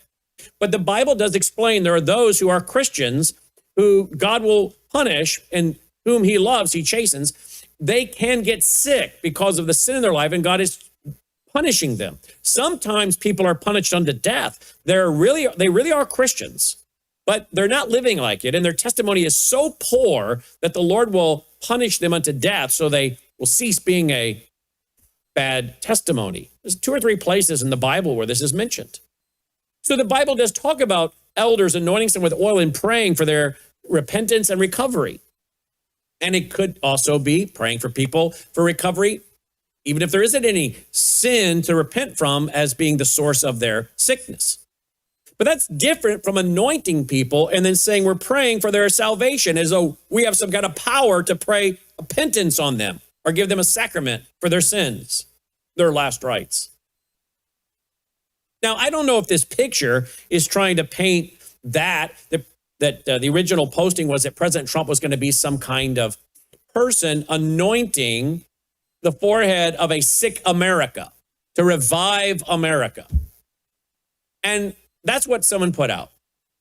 And President Trump made one change to it, or someone did, we'll get into that later, and put this out. And again, the media is calling it a Christ-like figure. And of course, I understand why he offended people. And I wish he hadn't done it, and I'm glad he's pulled it. But again, I'm calling for consistency here. People that are criticizing Trump don't seem to have the guts to criticize Pope Leo, who lets people call him the Holy Father and think he's the vicar of Christ on earth. That's blasphemy. Now, what did President Trump have to say about it today from the Rose Garden? All right, are you ready for this? This is kind of funny, actually. I don't know why he said this, but I don't agree with it. It wasn't what he should have said, but it is. You have to chuckle that he actually said it. Here we go. Mr. President, did you post that picture of yourself depicted as Jesus Christ? Well, it wasn't depicted. It was me. I did post it, and I thought it was me as a doctor, and had to do with Red Cross as a Red Cross worker there, which we support. He's a Red Cross worker, Logan. Are you buying it? No, I'm not buying it either. I don't. Why did he say that? Does he really believe that, or is he just gaslighting more? I think he's gaslighting more. I think he's gaslighting some more. Oh, I got to back it up, get into full context. Here we go. Me, I did post it, and I thought it was me as a doctor, and had to do with Red Cross as a Red Cross worker there, which we support. And only the fake news could come up with that one. So I just heard about it, and I said, how did they come up with that?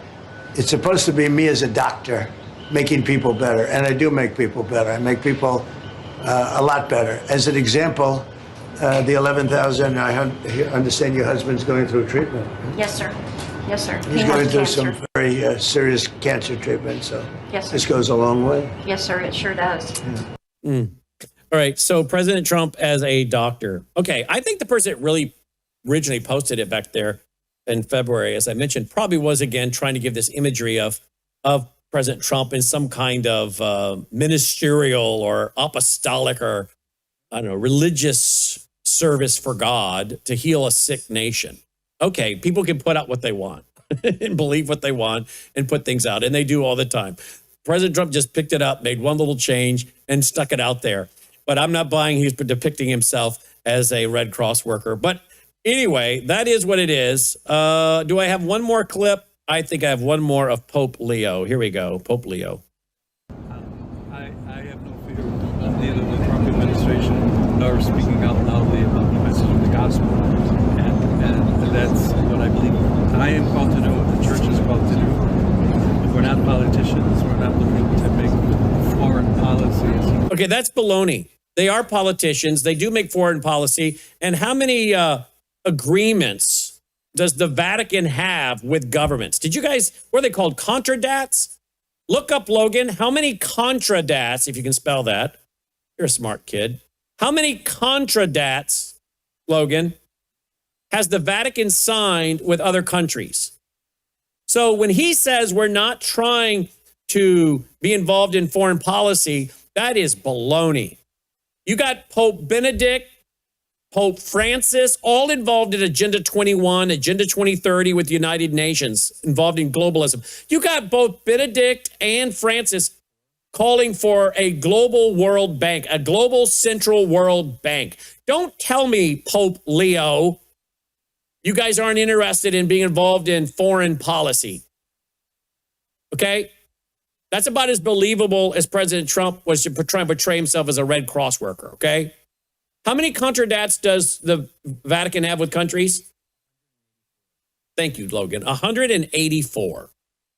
Are they hearing you or just me? Just me. 184. So go look those up. And a lot of them have to do with the policy and the politics of that nation. And they make agreements. And of course, a lot of them have to do with making agreements that allow the Catholic Church to spread in those countries. The Vatican is one of the most hyper-political organizations on the planet. Are you buying this garbage from Leo? I'm not. And that's what I believe. I am called to know what the church is called to do. We're not politicians. We're not looking to make foreign policy, as he calls it, with the same perspective that he might understand it. But I do believe that the message of the gospel, blessed are the peacemakers, is the message that the world needs to hear today. All right, there he's back again to blessed are the peacemakers and the gospel. But he gets the gospel wrong. It's a works-based gospel. And the peacemakers are those who present a biblical gospel and reconcile man unto God through Christ Jesus. You know, it's so interesting that these guys all run around saying they're not involved in politics, these popes. And yet I can show you pictures, if I can pull them up fast enough. I can actually show you pictures of Tony Blair sitting with one of the popes signing documents related to the European Commission. I probably can't find them quick enough now. Oh, just dropped my ice pack. Let's see here. Probably won't find it fast enough. But again, I can refute all of this with imagery. No, I can't find it. But there you go. He's not being political. He's not interested in foreign policy. Absolutely. I call garbage on that. All right. There you go. So President Trump did the right thing. He shouldn't have put that up. He pulled it down. He took a lot of criticism for it. But notice the people that criticized Trump have apparently, in my opinion, have no guts to call out Pope Leo. And why not? Because they don't want to offend Catholics that donate to them, maybe. I don't care. I'm an equal opportunity offender, okay? I offend the Protestants. I offend the Mormons. I offend the Islamists. I offend the Catholics. You know, sometimes I offend myself. If we're not in line with Scripture, and sometimes the Scripture offends me, right? It should. Sometimes the Scripture should offend all of us in the sense that we feel offended at first, right? Because it makes us convicted. But hopefully we don't get defensive. Oh, I'm offended. No, you take it as what it should be, conviction, right? So all of us at some point are offended by something. Even myself, I get offended or convicted. Sometimes you get offended, and then you have to humble yourself and say, well, why am I feeling so defensive about this? Because it's right. And that's where you have to humble yourself. So the point I'm making is it's okay to offend. The truth offends. But there's a lot of people out there today that don't want to offend the Protestants. They don't want to offend the Catholics. They don't want to offend the Mormons. They don't want to offend the Islamists. They don't offend anybody. And therefore, they don't speak hardly any truth. And if the truth they do speak, it's generally safe. We're against homosexual marriage. Oh, yeah, that's a pretty safe one right now. We're against the LGBTQ agenda. Yeah. Well, you guys are so brave. That's not that difficult right now in America. It may be in the future. We'll see. And we'll see how many, by the way, keep speaking out against the transgender agenda, LGBTQ, when it comes with a price. But right now, it doesn't cost you much to talk about that. But I see a lot of these people are offended by Trump, calling him out, but they have diddly squat to say about Pope Leo. Maybe he ought to just change his name. Pope Francis II or something. Pope Leo. So there you go. There you go. That's my position. I hope you'll go read the full article at worldviewtimes.com, worldviewtimes.com. We'll be right back after this break. Anni Cyrus next. Don't go away. News is moving faster than ever, and so are we. Worldview Tube brings you 24/7 live stream coverage and now real-time alerts when it matters most. Once you have the Worldview Tube app installed, exit the app and navigate your way to Settings. In Settings, locate the tab labeled Notifications. Select the Notifications tab. Scroll down until you locate the Worldview Tube app icon. Select the tab, and here you can turn on and customize your notification experience for the Worldview Tube app. News doesn't wait, and neither should you. Turn on push notifications to stay informed. Every headline as it happens. Joining me now for a quick update is Anni Cyrus. Anni, welcome back. You pretty much predicted it last week. You said that the negotiations would fall apart, that they would not succeed, they would not be successful, and here we are, Anni, on Monday evening, and you were right once again, Anni. Thank you for having me back, Brandon. Yes, but I feel like everybody should have been right about that. Mm-hmm. Like, how many times are we going to read the same book and expect a different ending? But that's not, I guess that's not my biggest shock. I shouldn't call it shock, but my biggest concern today isn't the fact that it happened. It's the fact that President Trump is still not being clear about it. The fact that everything he's posting is the talks went really well. We agreed on everything except the most important one, which was the nuclear. So effective immediately, we're going to blockade the blockade. But then they might come back to negotiation. But we have the strongest navy in the world, so we're going to take a Strait of Hormuz. I mean, all of this is within one post, Brandon. What is... I know what to take away from it, but what an average American is supposed to take out of this. So the ceasefire is holding up good. The talks went well, but we're attacking them again? So how do you see this ending, if you had to guess, particularly when you got Russia and China involved? Well, I'll say the same thing I've been saying from the beginning. President Trump is going to turn Iran into another Gaza, meaning we're going to see this loop over and over and over. Ceasefire, attack, ceasefire, attack, ceasefire, attack, especially because on the last time I was on your show, I think last Thursday, we established that there's a good chance he did what he did with the quote-unquote ceasefire because he wanted to reset his 60-day clock with Congress.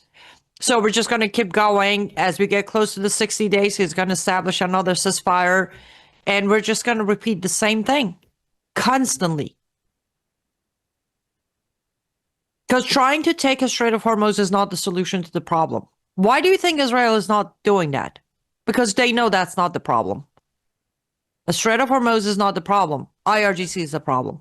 And as much as he thinks he's talking to some made-up new regime, the fact on the table is IRGC is in power in Iran right now.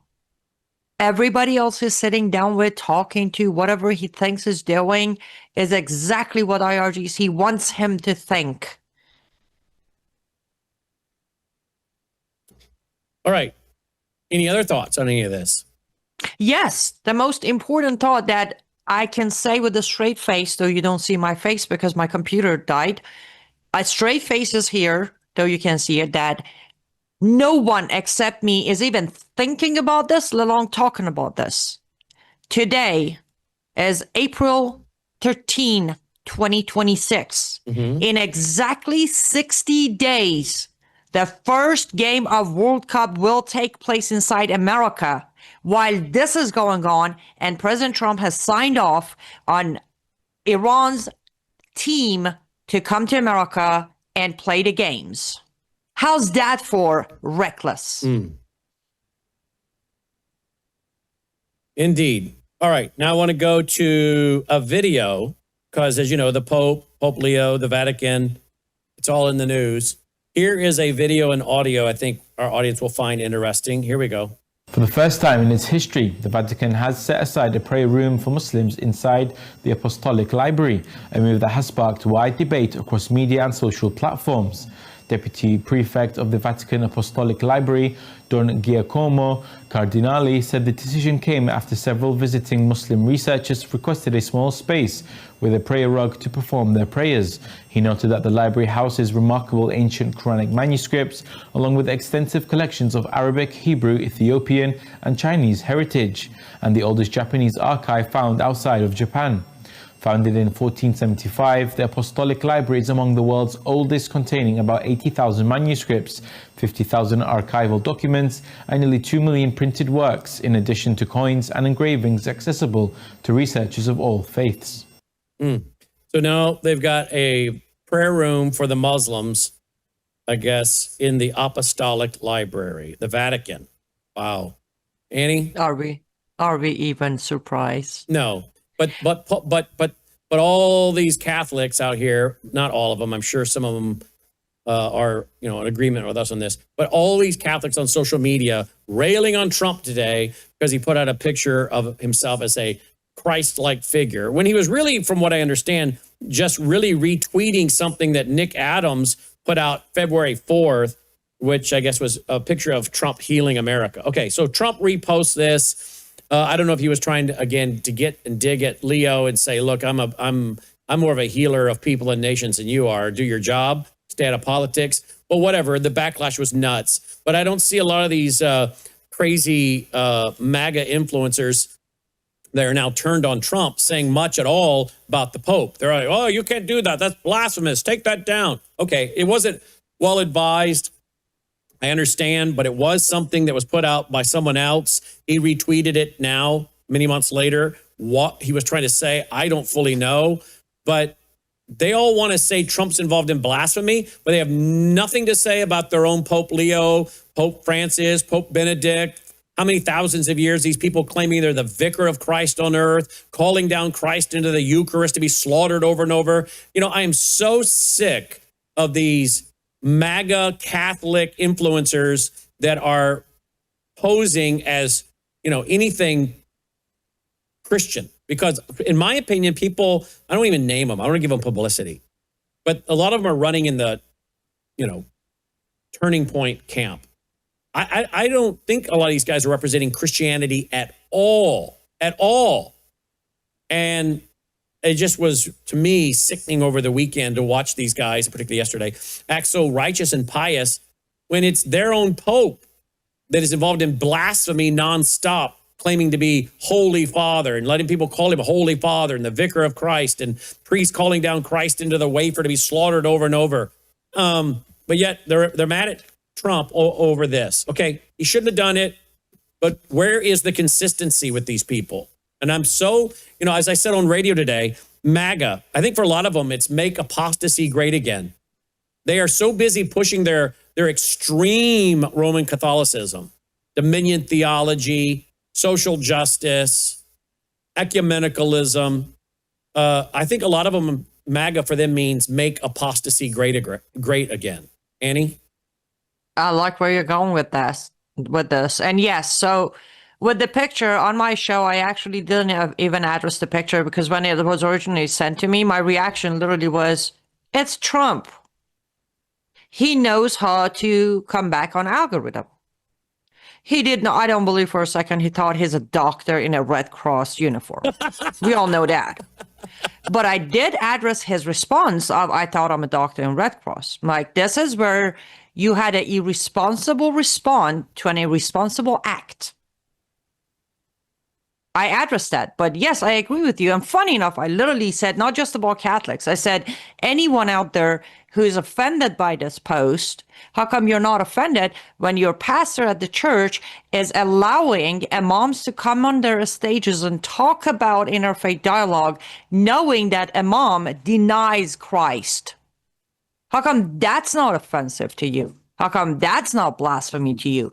You want to coexist with those who mock Jesus Christ within their Quran, but you get offended with a post. Again, I'm not agreeing, nor am I disagreeing with the post. And there's a little tiny secret message inside that image, which is a topic for another day if you don't want to bring it up right now. No, bring it up. Are you talking about whatever that thing was with wings? Well, is there, if Logan can side by side the post by Trump, the image by Trump versus the one that Nick Adams posted a few months ago. Yeah, the only thing I noticed differently is whatever that winged creature was in the center above his head. What was that?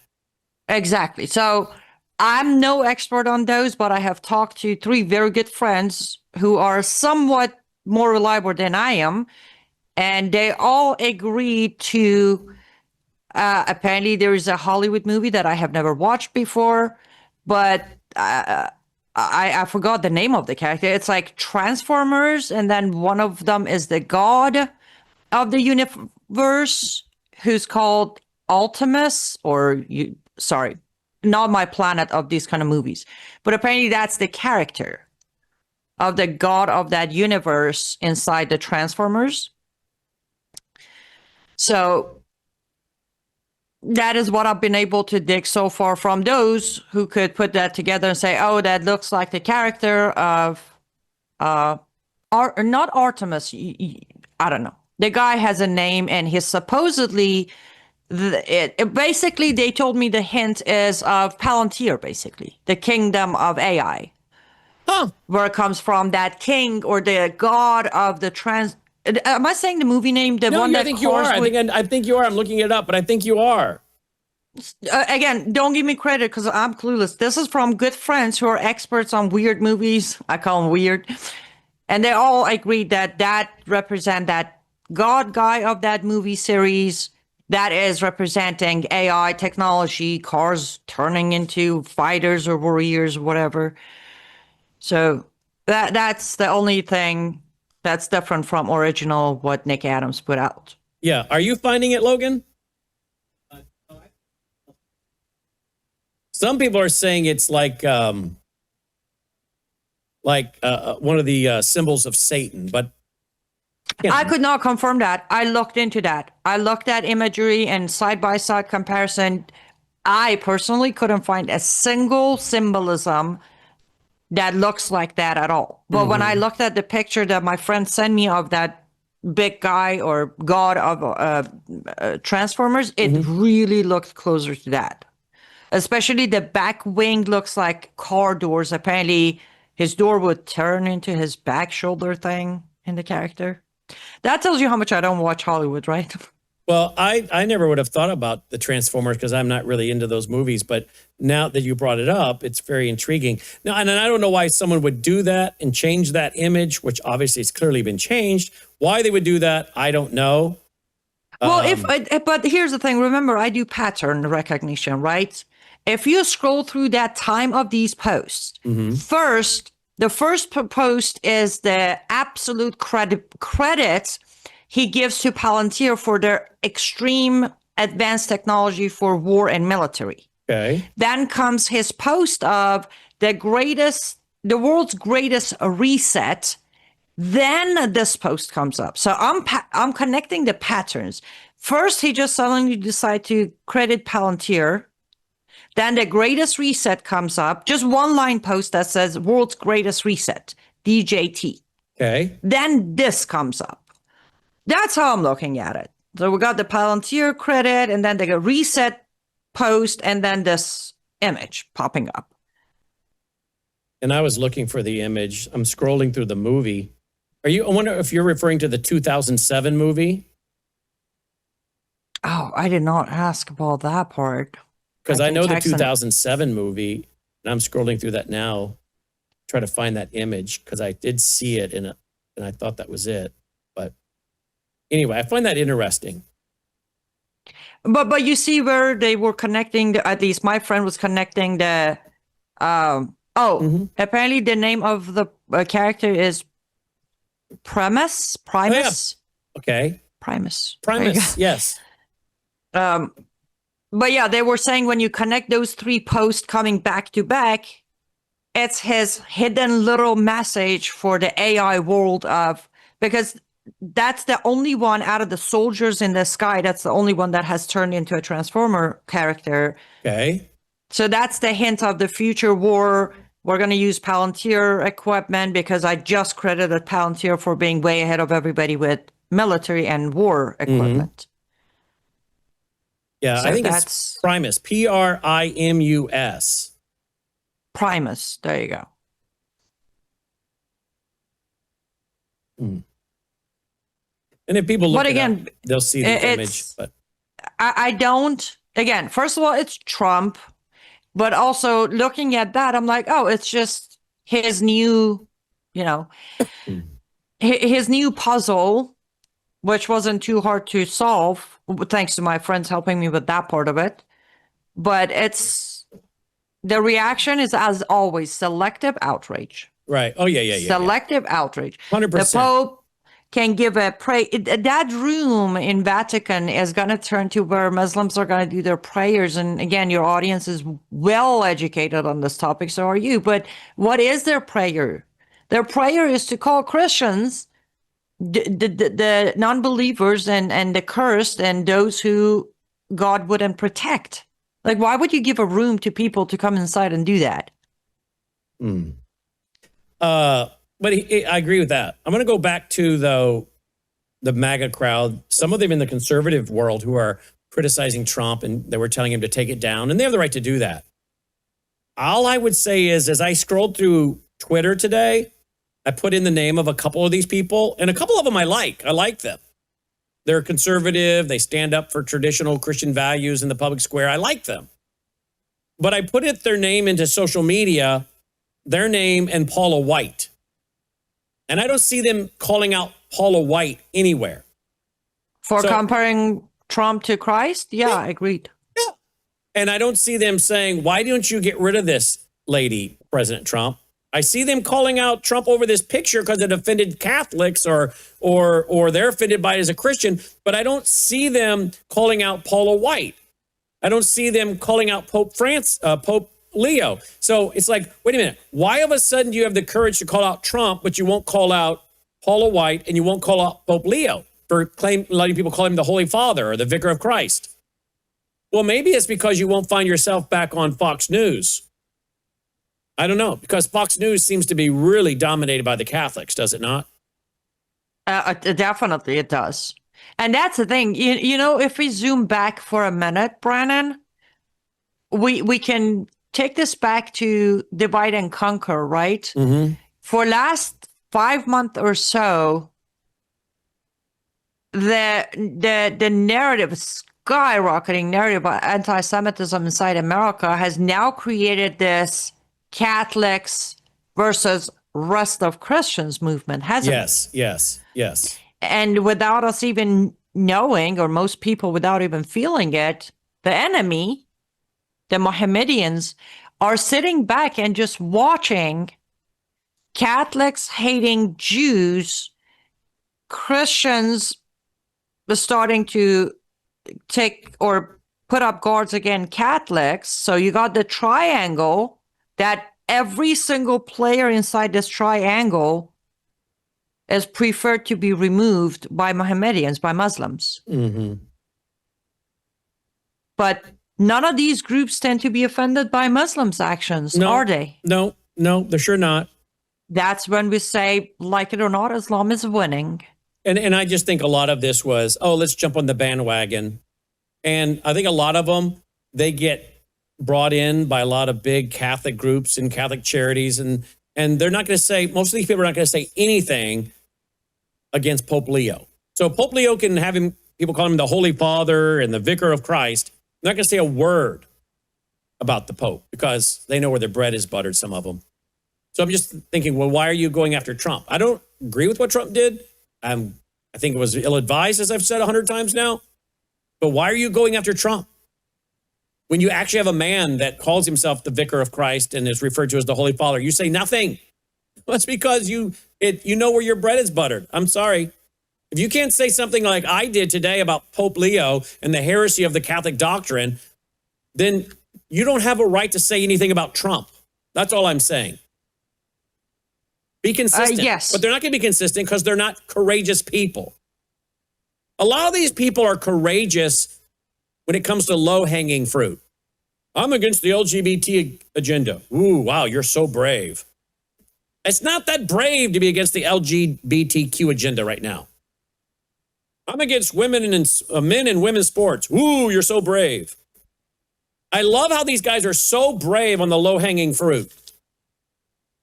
But when it comes to actually calling out false Christ, false messiahs,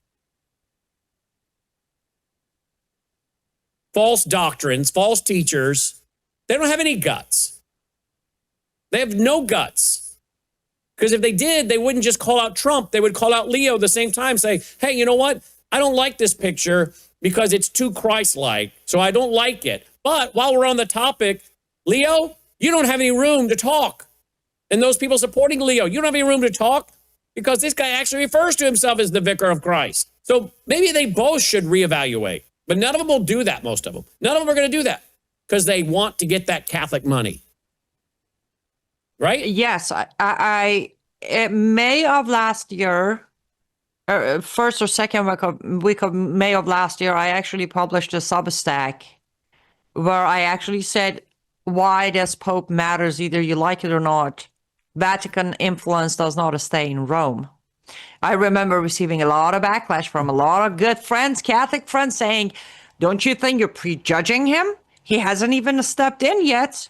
I'm like, well, we shall wait and see. And they were like, you should keep your judgment, wait and see. I said, no, I like to put my points out. So later, about a year later, I can come back and say, see, you all got excited about the fact that we have the American Pope. And I pointed out that American or not, a Pope of a Catholic Church is a Pope of a Catholic Church. And we have our problems in the Protestant world. We have freaks. Hello, Paula White. We have theological freaks. We have all kinds of problems in the Protestant world. Okay. But see, here's the difference. I've written books about the freaks in the Protestant world. Religious Trojan Horse, The Coming Religious Right, Marxianity. Okay. So I talk about my own camp. Yeah, I talk about Catholicism too, but I've spent more time talking about the problem inside the Protestant evangelical world. And here's the other difference. But anybody that wants to become the Pope, I'm not sitting here, well, let's wait till the guy gets sworn in and see if he's going to be a good Pope. There is no such thing as a biblical Pope. Okay, if we're going to define, well, he's a good Pope, how do you define good? If you're going to define by the standards of the Bible, there is no biblical Pope, because anyone who takes that position is, by Catholic doctrine, calling themselves the Vicar of Christ, Holy Father. They agree with this idea of calling down Christ into the Eucharist to be slaughtered over and over in Mass. So anyone that says to you, Annie, well, wait till the guy gets there. No. The fact that the guy is taking the job is all you need to know. We don't need to wait for him to do more blasphemy to know that he's willing to take a position and be called the Pope who is embracing and approving of all these doctrines. Right? Exactly. And that's exactly where there's the difference. Yes, there's a crazy everywhere. Everywhere. Yep. But none of the other churches have the power that Vatican has. That's why we have to zoom in. We have to. That was my whole point on that Substack. Their influence doesn't stay in Rome. Well, and the same thing is with the billions of people in Islam, the billions in the Catholic Church, the billions in Islam. I mean, those are powerful religious institutions with billions of followers. Exactly. And the cherry picking seems to always come from them, doesn't it? Mm-hmm. Yep. All right. Well, I'm glad we got there. There's always plenty you and I can talk about. There's no doubt about that. LiveUpToFreedom.com, LiveUpToFreedom.substack.com. I want to promote your book, The Architecture of Jihad by Anni Cyrus, available at LiveUpToFreedom.com, LiveUpToFreedom.com. Thank you, Annie. Thank you, Brandon. And by the way, so I don't know if you have mentioned it, but if you haven't, I strongly suggest your audience go to worldviewtube.com, read your latest article on this very topic. and then share it with everybody, because I think you had the best unbiased factual breakdown of this reaction to this imagery. Oh, well, thank you. Great. Of course. Thank you. Thank you for writing it. Appreciate it. Thank you. Anni Cyrus checking in. And don't forget, she'll be one of the keynote speakers at our national conference coming up Friday night, October 23rd, Saturday, October 24th, along with Patrick Woods, Andy Wood, Shahram Hadian, myself, Alex Newman. Am I leaving anybody out? There's a lot of us showing up. It's free. First time we've ever made our national conference free, but you must have Erwin Lutzer. It's free, but you must have a ticket. And you can get a free ticket at worldviewtube.com/events, worldviewtube.com/events. All right, roll the music. Let's call that a night. Hey, do you appreciate all we do here? If you do, we appreciate your support. Worldviewfoundation.com, worldviewfoundation.com. And if you did not see my full hour and 9 minutes last night as we went through the book of Daniel again, Daniel chapter 3, I hope you'll go to worldviewtube.com and watch it. I think you'll find a lot of application for what's happening to us right now. Worldviewtube.com for our last night's lesson 10, as we study through the book of Daniel together. Again, brought to you in part by our foundation, worldviewfoundation.com. Thanks for watching. May God save America. Take care.